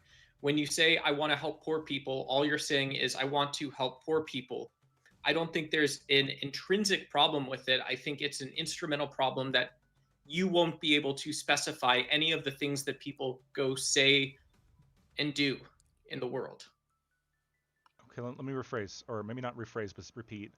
If you care about the equity portion, okay, then it would make sense to go after the socioeconomic as opposed to so the race. you want everyone to be rich. So you want to be like, so you're the good guy on Fox News saying black people have microwaves. That was phase one. That was the 1990s plan. It's 2025, baby. Now, poor people, we're going to create programs so you're not poor. And jobs and money rain from the sky. There's no more scarcity. There's low employment. And Donald Trump is president. The leftists have been defeated in lactoid language. I couldn't have put it better myself. That's a perfect response. Yeah. Okay. I have To land that plane. Yeah. I have two quick follow-ups for Lactoid, and I'll pass the mic. Lactoid, so you clearly see a problem with because you pointed us out that white people are being discriminated against, right? Mm-hmm. Yes. So white people, I guess, prior to 1960, were had an unfair advantage based on the discrimination of black people. Do In you many think? regards. Yeah. Okay. Just to take it off point for just a second, do you think black people deserve any type of upcomings to, bring help advance them or bring them up to speed in any regards, any type of targeted program to help them? I mean, once again, if you're concerned about targeting disadvantaged individuals, then you would base it off socioeconomic status. Well, I but don't really, they were also in my affected by mind, their race, though, not just their socioeconomic status. Like when you got the studies where they discriminate people by their name, if you have a black name, that's been replicated multiple times, and that's not about your socioeconomic status. Right, but when you're saying but when you're saying the effect Socioeconomic status, just real quick, if I may. Socioeconomic status is the highest indicator of continued problems, though. Race, not the same. You can't one-to-one it the same way you can with socioeconomic. If somebody, I didn't say it was one-to-one. I just said that black people was treated unfairly based off their race, not off their socioeconomic status. Exactly. My argument goes beyond that. I agree it's not one-to-one, but my point is that what you just said there, like the effect of like racism or the effect of race, that effect that you're talking about is socioeconomic. What happens when you don't get the job? You become poor, right? Or you're low income. It's always going to be socioeconomic at the end of the day if we're talking about equity. Now, for me, I'm not like a ultra equity focused person in the sense that I do want to treat individuals as individuals. I'm okay with having a more stratified society. I'm okay with there being inequalities that exist. But if you want to have an equitable system, I have yet to hear a convincing argument to me why you wouldn't base any equity argument towards like socioeconomic status as opposed to race or gender, for example. Okay, that makes. Go ahead. That makes sense to me. I can swallow that.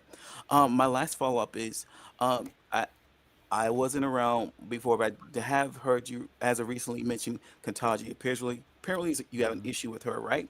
So my question is, did you bring up at all Matt Gaetz or Pete Hegseth? People were clearly unqualified, and were put in positions, would appear based off. Yeah, we did talk about that. Yeah, we opposed and. No, he said, did you have a problem with it? Bring it up. Did you bring it up like you brought up Kantaji? I mean, I don't think I brought it up specifically because that wouldn't be DEI. A comparison was made to Matt Gaetz and Pete Hegseth, and that was brought up during the debate, and I responded to it, and even Logix agreed, like, well, hey, you're consistent. So, I mean, I did. I mean, if you want me to address, I'll just repeat my answer. I think that there are, I'm opposed to DEI, but that doesn't mean DEI is the only thing that I'm opposed to. I am opposed to putting in unqualified people if they're unqualified for other reasons, right? And I do agree that, like, Pete Hegseth has been a disappointment. Matt Gaetz, obviously, we don't know because he wasn't put in. But no, this has to do with qualifications. The issue with you guys, there's You should have put somebody more qualified in. Yeah. Okay, so for me, for someone that's looking outward at people like you, if you're gonna mention Ketanji, when you mention Ketanji, just put Pete and Matt Gaetz along with that, so there's not like you picking on the black people and letting like the white person scapegoat. And that's well, not even just that, because Ketanji that's not a fair comparison at all. That's not even a fair comparison. Why is that it really not, isn't? Why is it not? Because one is based on race and one is based on something else. So that had nothing to do with race at all between Pete Hegseth or Matt Gaetz. For whatever you have a problem with him on, it wasn't a race thing. DEI is actually wouldn't it be a stronger case that it was about race for Pete than not? Because Ketanji is accomplished. Yeah. Well, see, Ketanji couldn't even tell you the difference. Well, what a woman was. Oh my God. She couldn't even tell you what a woman was. I'm not entertaining so that. that in itself was immediately unqualifying. When she couldn't even tell you what a woman was. Can you pass the bar? To that. You could probably say what a woman is, but can you pass the bar? Go ahead, Lactoid. Like, what the fuck? But you can't tell me what a woman is. Can you pass the bar? Hold on. You can't tell me what a woman is. Pardon me. I think Lactoid's trying to respond. Sorry. Okay, let me quickly respond. With Ketanji, the reason why I bring up Ketanji Brown Jackson, why I'm not going to bring up every time I bring up Ketanji, why I'm not going to bring up Hegseth or Matt Gaetz, is in this case there is a lot more evidence that Ketanji Brown Jackson was selected for her race and gender, and that there was racism involved, as opposed to Pete Hegseth or Matt Gaetz, because Biden explicitly said. He made his intentions clear. The only person applicable for this position is a black woman. He said they got to be a black woman. He said that. If Trump said the only person for my Secretary of Defense is a white man, then this would be racism. Like this would be like, I think, equal evidence of racism. And Britt here is actually, I think, also right when. Yes. We do place racism like different than like other forms of like unqualified hiring, which I agree are bad, but like it is a little bit of a elevated badness. I assume you guys would agree, because we ban it like legally. We have like laws against that when we don't have laws against other kinds of discrimination. Is Ketanji Brown Jackson qualified to be a Supreme Court justice? Bro, we ain't gonna go through all that. Like I just said, we just answered that. Like, so no, I don't like when you say qualified. The assumption is there's like this bar, and like if you hop the bar, then you're good. In my mind, it's always more or less qualified. There is never a set qualified. I don't like Ketanji Brown Jackson's judicial philosophy. Like, as somebody in the field, that's separate. I think that but I think her ideology makes her unqualified. I don't think she's qualified. On paper. And on paper, she is like. Sure, like she could be a Supreme Court justice, like on paper, but that doesn't answer the question: is was there somebody more qualified than her that got passed up because they weren't a black woman? That's the question. Do you there think? Could be, and we'll never know. Exactly. But you didn't have that issue with Matt or Pete. Why you don't have that? I don't get it. If Trump said only a white person's going to be applicable for Secretary of Defense, then there could be a black person who could be better, and we'll never know. There are clearly better candidates out there than these two. Right. So I don't get that. You just like maybe not to Trump. Trump made his decision based on But like what he's like capability that he saw, not the race objectively, that he saw. objectively Well, on paper, hold on. So on paper, I don't. Can I speak a little bit? Can I speak a little bit before we get to anything? Let me actually ask the super chats for Lactoid. 1 out of 2. There's 2 questions here for you. Lactoid, do you think it's biological why straight non-white males are doing worse in America? If not, do you think the social constructs leveling the playing field is inherently bad, or do you think it's just being implemented wrong? If the latter, what would you propose to improve fairness? Yeah, I mean, I kind of answered this question earlier. Mhm. What I'm saying is that like we tend to approach these problems as if equity is just like the given goal that we should sacrifice to accomplish. And what I'm saying is, no, like I want to treat individuals as though they're individuals. Will this lead to differences in outcome due to historical reasons, due to cultural reasons, due to socioeconomic reasons? Yes, all this can happen. But I don't think the answer here is to discriminate against somebody who had nothing to do with that, right? The 17-year-old applying for college had nothing to do with Jim Crow. He had nothing to do with racism, really. He had nothing to do with all of these like broader reasons that you're concerned about. So why are we lumping him into the white group and then punishing him for how he was born? Like I'm against viewing people in groups this way. I'm in favor of viewing people as the people they are. What? May I speak? Yeah, sure. Okay. Is anybody aware of the Shelton Snow case? Who was an aviator, activist aviator, who gave all Black pilots, students, the answer to the test to become pilots. That was DEI there. No, that was just somebody doing something they weren't supposed to do. No, he was hired based on DEI to do that, sir. That But was he was hired to give. He was hired to do something like that. Yes. So I'm gonna send the report, since you don't know about that, and you don't seem to know about any of it. Also, when it comes to DEI, it did not benefit Black men at all. It actually benefited white liberals, white women liberal. It benefited more than of them than it did anybody else. The second race it benefit was Black women. Black men did not benefit from DEI at all. So I got those videos for you too, Miss Sarah. You can look at the. This is Mr. Shelton. I'm putting it in a private chat, and I'm going to give you a video of a senator or a congressman who explains exactly what DEI really did in the marketplace. So y'all can have both of that, and y'all can have fun. And like I said, sir, just do your research before you try to debate. But anyway, thank you for having me on, and Pass enjoy. the bar before you judge Thank a you, Supreme Brett. Court justice. Yeah. Logic. You got to understand, the peasants have power here. It's not to the legal priesthood. Logic, understand there is no requirement for a Unfortunately. Supreme Court justice to be a member of the bar. Wait, what? There is no requirement for a Supreme Court. It doesn't matter what. I think that's right. The fact actually. that that's Yeah, fine. But just saying she can't tell me what a woman is as if like that was a gotcha was absurd. Because I that's was just being a basic facetious. I was fact being that we've been facetious. able to be able to I would discern like to answer that last super chat as well. If you could pull Sure. up that second part of the super chat. Yeah. So they're talking about why white men are doing bad in America. And I think it's a double whammy, right?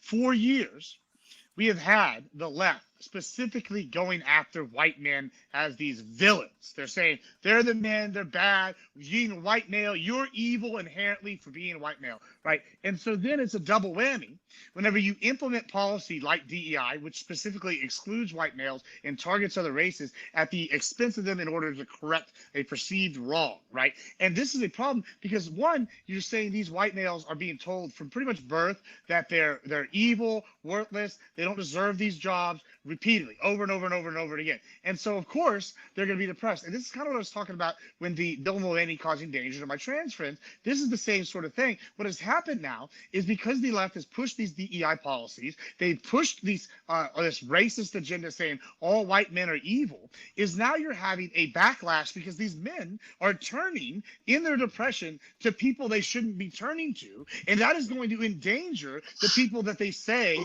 they're trying to protect. But they don't really want to protect these people. What they want to do, like I said, is do institutionalized slavery and guarantee their vote. That's what's so insidious about this. And that's why it's so dangerous. And that's part of the reason why these white men are having problems, because it's taking it from the liberal media where they just keep getting told they're evil, they're evil, they're evil, they're evil. Like, let's just look at the Spanish and the Aztecs. The narrative we've been told about the Spanish is that they're these evil conquerors for decades.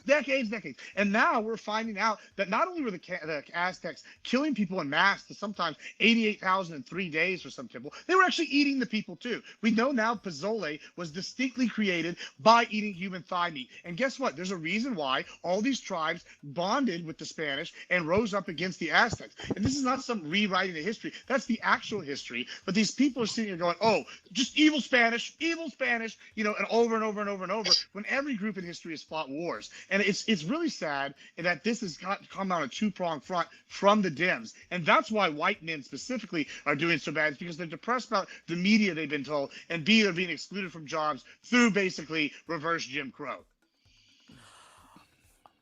I would say to that, now you know how black people probably felt in 1960 and prior to that.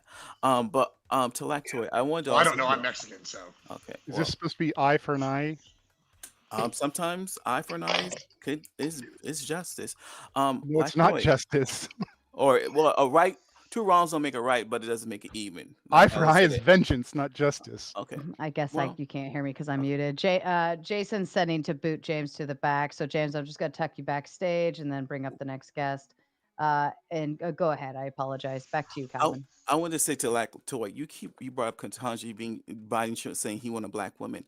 I read that as him appeasing to a voter bloc that has been loyal to the Democratic Party for a large point in time, and they were largely the reason why he got into office. So if he wanted to reward this, or award, whatever the word is, this specific voting bloc, I don't see a problem with that. When Trump puts in office people, you know, who give him money or things of that nature. So I don't see a problem. Him saying, I'm gonna give a black woman this seat who's never been in this position that seat because they've supported the Democratic Party and held him down and put him in the office. So I'll leave it right there. You can say that you don't have a problem with it. I guess. I guess I would I just don't say want it. that it is it is a DEI pick. I mean, when you say there's a black woman, nobody else need apply.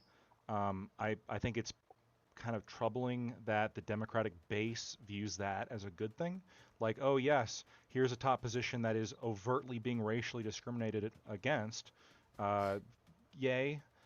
I think that's a bad thing. Here's what happened. The Democratic men say it out loud. Usually the Republicans do the same. They just don't say it out loud. They'll just put people like Pete Hegseth and Matt Gaetz in positions of power, and they just don't say I'm hiring a white people. Why are you so obsessed with those two? I'm curious. Because they're valid points to your discrimination. It's a point of contradiction. Where's No, the evidence you're that putting says this discrimination lifetime towards anybody? appointment on the highest court in the country. She's So qualified how does though. that I don't compare even know to she's Secretary of qualified though. Defense? The hell she is. She's overtly racist. She can't adhere to her judicial ethics. Okay. Well, the part If that we're doesn't being make sense honest, with Pete Hegseth. can we be the part that honest doesn't here? make So I guess so. Can a black person be a black woman? I should say be a Supreme Court justice. Is that possible? Because y'all got Yes, every of reason for why course, she of shouldn't. course. it's possible. And like I I'm said, even go this far with on you. paper There she's are on black paper she's attorneys. qualified. Can I just say one thing that Ketanji Brown Jackson actually said that herself? She was hired because of affirmative action. And Eminem is elevated to where he is because he's white. I'm not saying she wasn't hired because she's black, but it does not mean she's not qualified. Let me break it up since you're all talking over each other. Then I talk money. Trib says people were treated as individuals during slave times as well, Lactoid. This isn't the sole principle.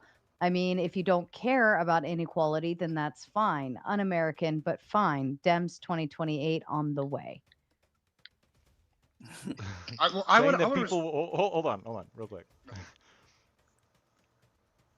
Saying that slaves are treated as individuals is wild. That is a wild statement. They were treated as property. And it was horribly I wrong. think, well, he didn't say slaves. He said people were treated as individuals during slave times. As they should be? Yeah, but I think he means outside of the slaves. I could be wrong. anything. I could be wrong. Well, I'd like to ask Lactoid a question. Lactoid, let me ask this. We'll see if Lactoid I oppose actually, slavery, Gibbs. Yeah, well, no, yeah, well, hey, thank God, right?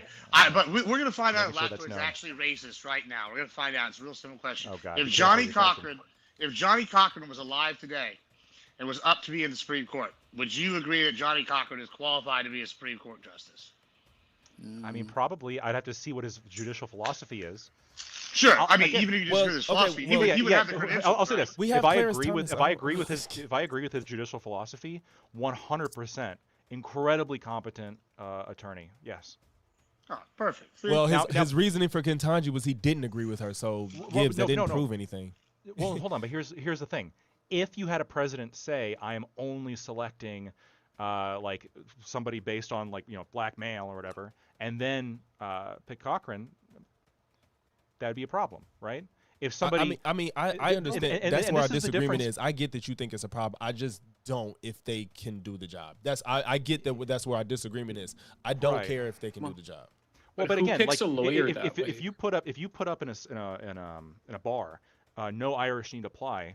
There's plenty of non-Irish that can probably do the job in a bar, just pretty good. They're minimally qualified. The difference is you keep saying need not apply. I get what you're saying. Like that the was logical the case with entailment Ketanji. is the same thing. But if he wants to pick of like he said, a lot of this stuff is like politics, and it is like not favoritism, but you're appealing to certain groups of people. Yeah, it should be like decried. I said, that's why you had even Republican presidents pick female vice presidents as their running mate. Like all of this stuff is fair enough to appeal to a group to get the job done. But you still pick people competent. Hold on. You can absolutely accuse Sarah Palin of being a DEI pick. You'd have a very strong argument, and I'd probably agree with you. Now, I think there's less evidence for that than there is about Ketanji because Biden said it explicitly, right? Well, that's the main issue. And this is, I think, the biggest distinguishing factor when it comes to Pete Hegseth as well, which is that Trump, and now I know you guys probably don't find his judgment to be good. You guys probably disagree with it. But America elected him for, he is the person whose judgment matters when it comes to selecting people. And he watches he was watching Pete Hegseth on Fox News all the time. He was one of the main guys on there, and he watches Fox News. And I guess he, in his judgment, thought that Pete Hegseth was a really smart guy. And he thought that Pete Hegseth was like the man for the job, not because of his race, but because of the personality and the capabilities of Pete Hegseth. I think he made a little bit of a mistake, but it's not discrimination. It's not like he said, black people need not apply to this position. That'd be messed up. I don't want to keep saying, but he wasn't the most. My issue is qualification. He wasn't the most qualified in that instance, and I won't beat that horse. I agree with you, but according to Trump, he was the most qualified and had nothing to do with race. But that has you can measure if the qualification, thinking, and looking at the actual data proves that he wasn't the most qualified person for that position. No, what is the qualifications for that position? Yeah, qualifications aren't this like objective measurement. Isn't it usually like experience? there's a precedent, like it's usually like some type of 4-star general No, or something. it's an appointed position, so their qualifications are he's appointed and then he's confirmed. I didn't disagree. I was just saying usually that's what happens. Part of what Pete Hegseth though is y'all are missing kind of the boat with this, right? And so Pete Hegseth is qualified for the job. Is he the most qualified? That's debatable. I'll even grant that maybe he's not the most qualified. However, part of what hold on, hear me out. There's a difference though with what Trump did with Pete Hegseth and what Biden did with Ketanji, right? Trump ran as the outsider from Washington, right? He's running, that's his platform. I'm an outsider. He's basically the equivalent of a third-party candidate as a populist within the Republican Party. So when he puts forth Pete Hegseth, who's got experience in the military at a certain level, he was in there for a while, and he's got experience analyzing the military, and he wants an outsider's perspective to push him in that way, he's actually more qualified in some regards than the traditional candidates. Okay. Now, whether or not he's been effective is a different question, and whether or not he continues to keep his job is a whole other question as well. However, from at least an outsider's perception, it's okay to have someone like Pete Hegseth come in, and that's not have anything to do with his race, which is the whole problem with Ketanji that you'll argue, which was specifically chosen only for the race, not because of an outsider. I just want to know that optically we've gotten to the point that now we're saying that the black woman that's qualified to be a Supreme Court justice shouldn't be, but the white guy that had absolutely no experience and was a fucking drunk got the job, and y'all are defending that, but saying the black woman shouldn't. But be. he did have This is how it experience. looks. Optically, this is crazy. Yeah. And allow me- We're clearly in a twilight zone. Allow me to interrupt. Joshua is going to go ahead and make his exit. We're going to give him the floor so he can say goodbye. Bye, Josh. We'll see you. Hey guys. So Logix, here's the problem. Biggest problem. This is just a wedge. So Ketanji's not qualified to be a Supreme Court justice. She just isn't. She doesn't meet the ethical criteria for it. She's overtly, openly racist. She sits on the board of a private school that actively promotes, Ibram X. Kendi. He likes to talk about things like the solution for past racism is present racism and crazy dog shit like that. That's fundamentally un-American. Not to mention the fact, if you've been reading the briefings, her fellow Supreme Court justices slap around for ignoring the fact that we have over 200 years of law in this country, and she decides that she's going to go ahead and go way off in left field. I'll say this, she did recently make some really interesting rulings, but she's a wild card. She's not capable of being consistent on it, and it has nothing to do with the fact that she's black. She's just incompetent. But if you don't even know what's going on at Stanford Law, if you're not even willing to acknowledge, we've got an entire culture of DEI that you're saying doesn't exist, then I don't we're know why you just keep going to saying watch that. I never this said outside DEI doesn't across exist. the I don't know What are you what that talking means. about, What's dude? that? Go ahead. What's that? The fuck are you talking about? Nobody said DEI No, I'm talking doesn't logic, not exist. you, Doug. Like you kept You're saying saying that. DEI Hold is a on. friend? He's making his I think exit. he's just The goal finishing. is He's to- just making That's it. an exit. That's an exit. That's Yeah, Shut here up, he Duck. is. Shut up, That's my Duck. exit. She's incompetent. It's not that she's black. We'll see you later, Duck. Bye, Joshua. Message me if you want to do that 1v1. All right, we'll do. Don't do it. And That's a bad while logic. Shut up, Duck. And my second favorite color being put on the screen once more from Zanya TV. Thank you so kindly. Tomatoes in the chat for Zanya, please. How about removing obstacles that disadvantage people instead of trying to compensate for generations, old wrongs, and then direct funding toward helping those who need it, not based on race, so those with ambition will take advantage of the mobility? Well, I'm a big fan of equality of opportunities over equality of outcomes. So, sure. I think, Zonia, I don't know what you actually believe from a policy standpoint, but it seems like you're borrowing a lot of language that people love to hear. And so, yeah, there are people with ambition that take advantage of mobility, but ambition is non-exhaustive, very important term to know, of what's it called? Of merit, or just what we define as someone who gets to be a full economic participant. So I generally agree. It's a really nice super chat. It's a nice idea. However, I think that when we sort of take a look at the total picture, DEI programs are very small. They're very effective. And I think there's a better way to phrase to accomplish what you actually want to accomplish. Sarah, Yeah. if Oh, anybody, go ahead. if somebody has a question for me, I'll take everyone. I'm about to head out. Sure. But if nobody has a question, directly? I'll go. Oh, yes. Like, Yes, I it's- do. Okay. Yes. Yeah, what makes a lieutenant colonel who has gone through combat training, not only combat training, but have had combat experience through the Department of War, as he calls it now, why is he not right for the job? Just being He's a rapist. just doing combat in the military makes you eligible to be head of He's the a lieutenant Department colonel. of Defense? I'm sorry. No. You said no? No, that's not the only reason. Well, that's what you said. That's not all he said. No, but I'm saying that what makes him not like right for the job. Oh, 'cause like I said, I know there's not like necessarily like this is what you got to meet, but the precedent was usually set for usually like 3-4-star generals to usually have that position. Now, of course, I'm not saying Trump couldn't hire who he wanted, but I mean, if we're gonna sit here and talk about merit, and Ketanji is looking at somebody that doesn't have it, but Pete is, I just think that says a lot about y'all position. Do you know how many generals have actually been in war and actually commanded troops in combat? How many generals have been in? What do you mean? How many? Are you saying how many? Yes. Can I try to bridge Secretaries this of gap real quick? Defense? I think there's, I guess what he's trying to ask you, Logix, is right. A lieutenant colonel is a fairly high position in the military. A lot of times they're either head of a base or they're head of like several people, like personnel on a base. You've got many years. He's got combat experience at the lower levels. Some generals go in as officers, so they don't even have experience at the lower levels. So Pete Hegseth is kind of like, from Trump's perspective, he's given us a fresh look from a middle management to upper management kind of guy that's got the lower level experience. That's an outsider. Now, I haven't argued the points about Ketanji that Lactoid has, but this person seems to be qualified. And yes, there is a precedent for choosing 5-star generals, but as an outsider, this person is a very qualified individual, and he's spent time outside the military analyzing the military, right? So when I read like the National Review, or like they hire like a colonel that was based in the region for Saudi Arabia or whatever to do Mideast reporting on that region, right? That guy's qualified. This is the same kind of thing here. Like, do you disagree that this person has qualifications that would make them like a leader as an outsider? It's easy to send people to war. It's harder to be in that war.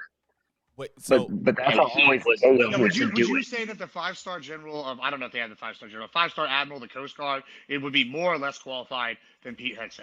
There hasn't been a 5-star since World War II. I think Yeah, that's what I didn't say. we can go with 4-star then, whatever. I mean, listen, I know y'all like to get caught up in no. Hypothetical, but if you're gonna pick, I'm just pick the leader of the Coast Guard. Would you argue that the leader of the Coast Guard is more or less qualified than Pete Hegseth? Potentially, More qualified. we also are ignoring. We're also ignoring the fact. We're also ignoring the fact that Pete Hegseth has shown himself to be incompetent as well. Like Pete I'm not Hegseth is an absolute clown. like I'm not even mad at Lactoid for at least for having real. Tell me how he has been called incompetent. Signalgate. Pete Hegseth is a bitch. Signalgate? You mean when that wasn't even him? That was the National Security Agency. Go ahead. Who? You go ahead, Logic. Sorry. Oh, you said how he's been competent. I mean, well, for one, he had a bad track. He had a bad track record with drinking and drinking. And yeah. Are you gonna cut me off? Veterans drink. Oh my God, that's big. That's the whole point. When you're talking about military people, some of those guys are just completely unhinged. I know plenty of military guys that drink themselves because of the things that they've been through. You gotta deal with some type of competency when it comes to those type of people, especially when it comes to any type of incompetency. People. I said and women before you cut me off. I said and women. He did partake in the Signalgate shit. Yeah, can you prove that that was his problem? Have you seen Pete Hegseth on Fox News? The guy's smiling and he's saying Trump's doing everything right.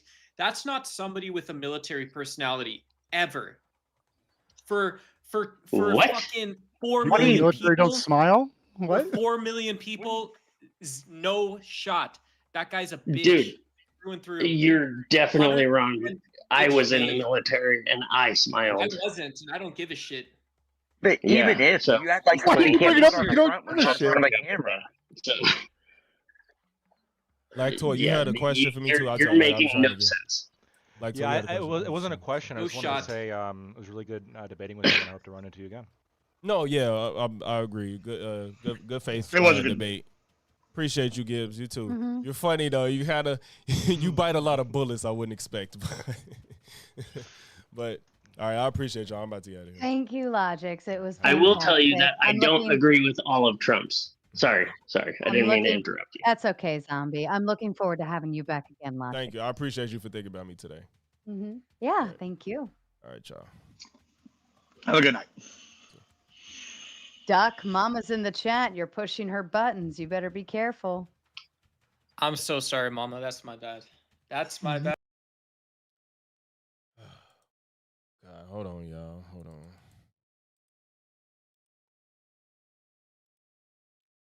Jesus Christ, I gotta fix this shit. Hold on. I gotta fix my damn. Hey, hold on.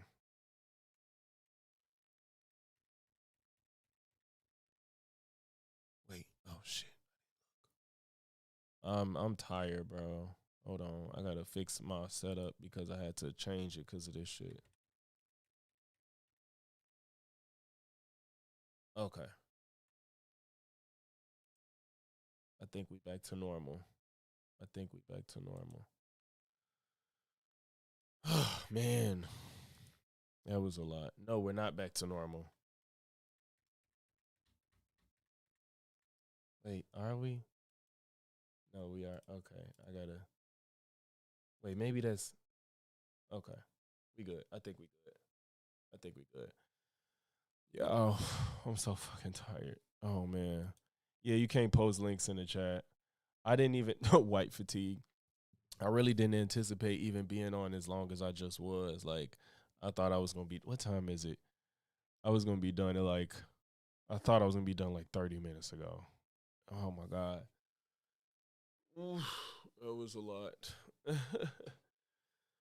Oh, it like y'all, we really got to the point where they said Kentanji don't deserve it because Biden said it because he wants a black woman, and then, but PXF deserves it even though he has no experience in this field. Like it's oh my god, I'm like, what the fuck are we talking about, bro? And that's what I'm saying. Like, look how it looks. Y'all just mad because he said she's black, and then like I understand Lactoid. He at least had some type of reason. He said he don't like her philosophy, but I don't think simply disagreeing with somebody makes them unqualified on paper. Because until these people get in positions and start making moves and doing stuff, you really don't know what type of judgment calls they're going to make or how they're going to perform necessarily, even if they have the experience. So we're really talking about what could be done on what you know on paper, because that's all you go off of until they're in position. And Kentanji, you can disagree with her, but that don't mean she isn't doing her job well. You know what I'm saying? Peak Hexef wasn't qualified before getting in, and then got in and showed that he still wasn't qualified. So it's just like, what are we talking about, bro? Oh man, I wish you'd push back a little more.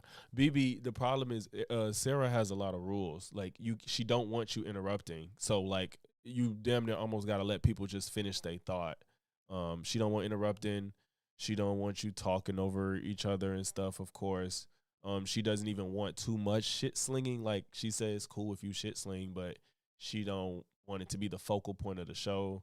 You know, so I can't just and a lot of the stuff we was getting bogged down on too. We was getting like bogged down on like the Disney and fucking Star Wars and shit. I'm like, first of all, media and art is not even a good comparison to like jobs you apply for based on your resume, and you know, not arts, not the arts. And I think it's just totally different. And I don't even know shit about Star Wars. I don't know nothing about Star Wars, so I can't argue with it. But from what I hear, it's not. It's only the anti woke crowd that says everything is because it's women, and everybody else I know that like doesn't care about that shit. They be like, the writing sucks, you know. And I'm like, yeah, I don't know shit about Star Wars, so I'm just like, I'm not responding to any of this shit. So that's why I said, Tron, you could debate him on this DEI stuff in regards to Star Wars, because he said he know a lot about it. Trump said the same about Amy. Yeah, Trump picked her because she's a woman, and I bet you they probably don't have a problem with her. I hate when educated people speak. Don't know how you let uneducated people speak. Tommy, I did because that was my first time on this platform, so I don't want to leave a bad impression. That's why big part why I stayed long too. Like I want to build some rapport, you know. PXF called a top brass meeting to call them fat. Yeah, telling them they fat and just politicizing them fucking military meetings he had. DEI is such an impossible conversation with people who are like them. Nothing can change. Yeah, like just simply saying like, yeah, you're lowering standards and people like he keep like Lactoid isn't bad faith, but I think he's good faith. I just think that he just didn't want to grant that I'm not trying to have affirmative action tied into DEI, and I don't think that was hard to grant. I feel like that's something he should have just been okay with accepting. Thank you, human being. Yeah, I really don't feel like I did that well, especially because I do feel like my partner was cool. She did come in handy at sometimes, but some of the points she made was like off topic. She was getting off topic sometimes and letting in like indulging in their bullshit. Like I'm like, nah, we need to move off this. Like the Star Wars stuff, I wouldn't have went into and you would have been kicked off. Yeah, no, I mean, I followed the rules, bro. Usually, I mean, you don't want to just disrespect somebody's platform. You know, if they tell you like, you know, don't cut people off, you just try not to. Some people don't care about that shit that much, so. Right, they talk about Star Wars. Wait till he finds out Star Wars anti-fascist and diverse with aliens. Right, and then it's the properties they like. It's like they literally have open DEI and open ideas of themes of inclusion, like X-Men and shit. Like all this shit is like woke, as they call it. Maybe I wasn't paying attention enough through this because I'm doing stuff in the background. But why did he bring up Aztec? I have no idea, bro. I stop listening to when they get into the history rants that have nothing to do with what we're talking about. With movies, it's always a writing suck, especially religious fundamentals on the panel. Yeah, if you want to say the writing sucks, fine. But if you say the writing sucks because black women are lesbian, yeah, you can't just say the writing sucks because they had a black protagonist. That's stupid. That's the black experience, though. Being polite because you have to. I mean, there was moments that like I got really upset when he brought up the Arena Zaruska. That was the most absurd thing I heard the whole debate. The man said DEI got somebody killed, bro. If Lactoid even said most people don't serve their whole sentence, and then you talking about he got off it because of DEI. I don't give even whatever. I don't even believe that shit. He lied about Coca-Cola. He lied about Bud Light. He's lying about Star Wars and Lucasfilms, blaming it straight up on DEI because he can't prove that. But then to say he got out of jail because of DEI, the person that came in and said they wanted to make shit like, I don't believe that in the slightest. But that was fucking stupid. I couldn't believe he said that.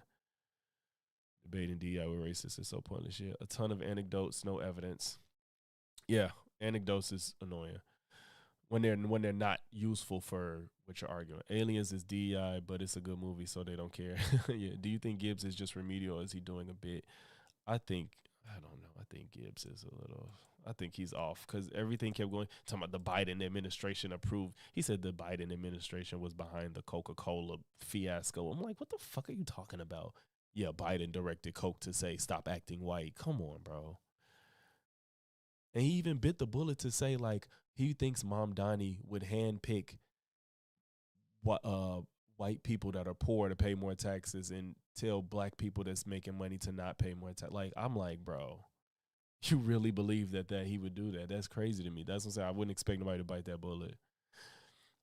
They tend to regurgitate talking points. X-Men was always woke. Stan Lee was always about inclusion. Yes, he was. Anti-woke people don't read comics or consume stuff they actually like. Yeah, I think a good angle that could have been brought up was how black vets was denied GI Bill in World War I and II, which is why many white people was able to build wealth and it compounded exponentially for today. Facts. That's what I tried to get into that a little bit earlier when I brought up how black people been disenfranchised, so why don't they deserve anything? Because at least I wanted to say because they helped elevate other people, white people in this country, and they didn't get anything for it. Even white people that didn't have slaves benefited from it. DC is clearly not woke, and Marvel whooped their ass for a decade. Funny. He just went on a rant about how people say white people are evil, and that's how Aztecs came up. Yeah, that's the victim mentality. Yeah, like one of y'all said, this is a super online take, like the whole white people bad shit. That's some online shit. That nigga got Alex Jones energy. Coca-Cola stock up 15% year to date, doing very well above market average. Right. Tell Trump to get out of them Epstein files with his pedo ass. Yeah, I was trying to figure out who Coke was ever doing. Yeah, that was bullshit. Like he tried to act like Bud Light didn't exist no more because of that Dylan Mulvaney fiasco, and then he talking about Coke. I'm like, bro, Coke is of all the fucking pop companies, bro. Like, come on, man. But man, I can't tell you how much I appreciate it. I had over 30 people this whole stream, and this was really last minute. I didn't think nobody was gonna be in here tonight, man. But for sure, I appreciate y'all. I'm gonna probably get in 1 or 2 more streams this week. It's my birthday. Yeah, my birthday this week. My birthday Friday. I'm gonna do a birthday stream. I might do one before that too. I might. Don't hold it to me. But I'm doing a birthday stream. I know PTJ, but this ain't even my normal content. So thank you, Perfective. Thank you. I hope you enjoy it. But yeah, my birthday Friday. I'm doing a birthday stream. Might do one before, but I might just save all the content that I want to do for that to make it fun. Just maybe I'll do a longer stream. I don't know. But yeah, I appreciate y'all. I'm finna get out of here. Video will be up in the morning per usual. Appreciate y'all, man. If you made this point of the stream, make sure to leave a like, comment, sub. If not one, then all 3. And I'm gonna catch y'all in the next one. Peace.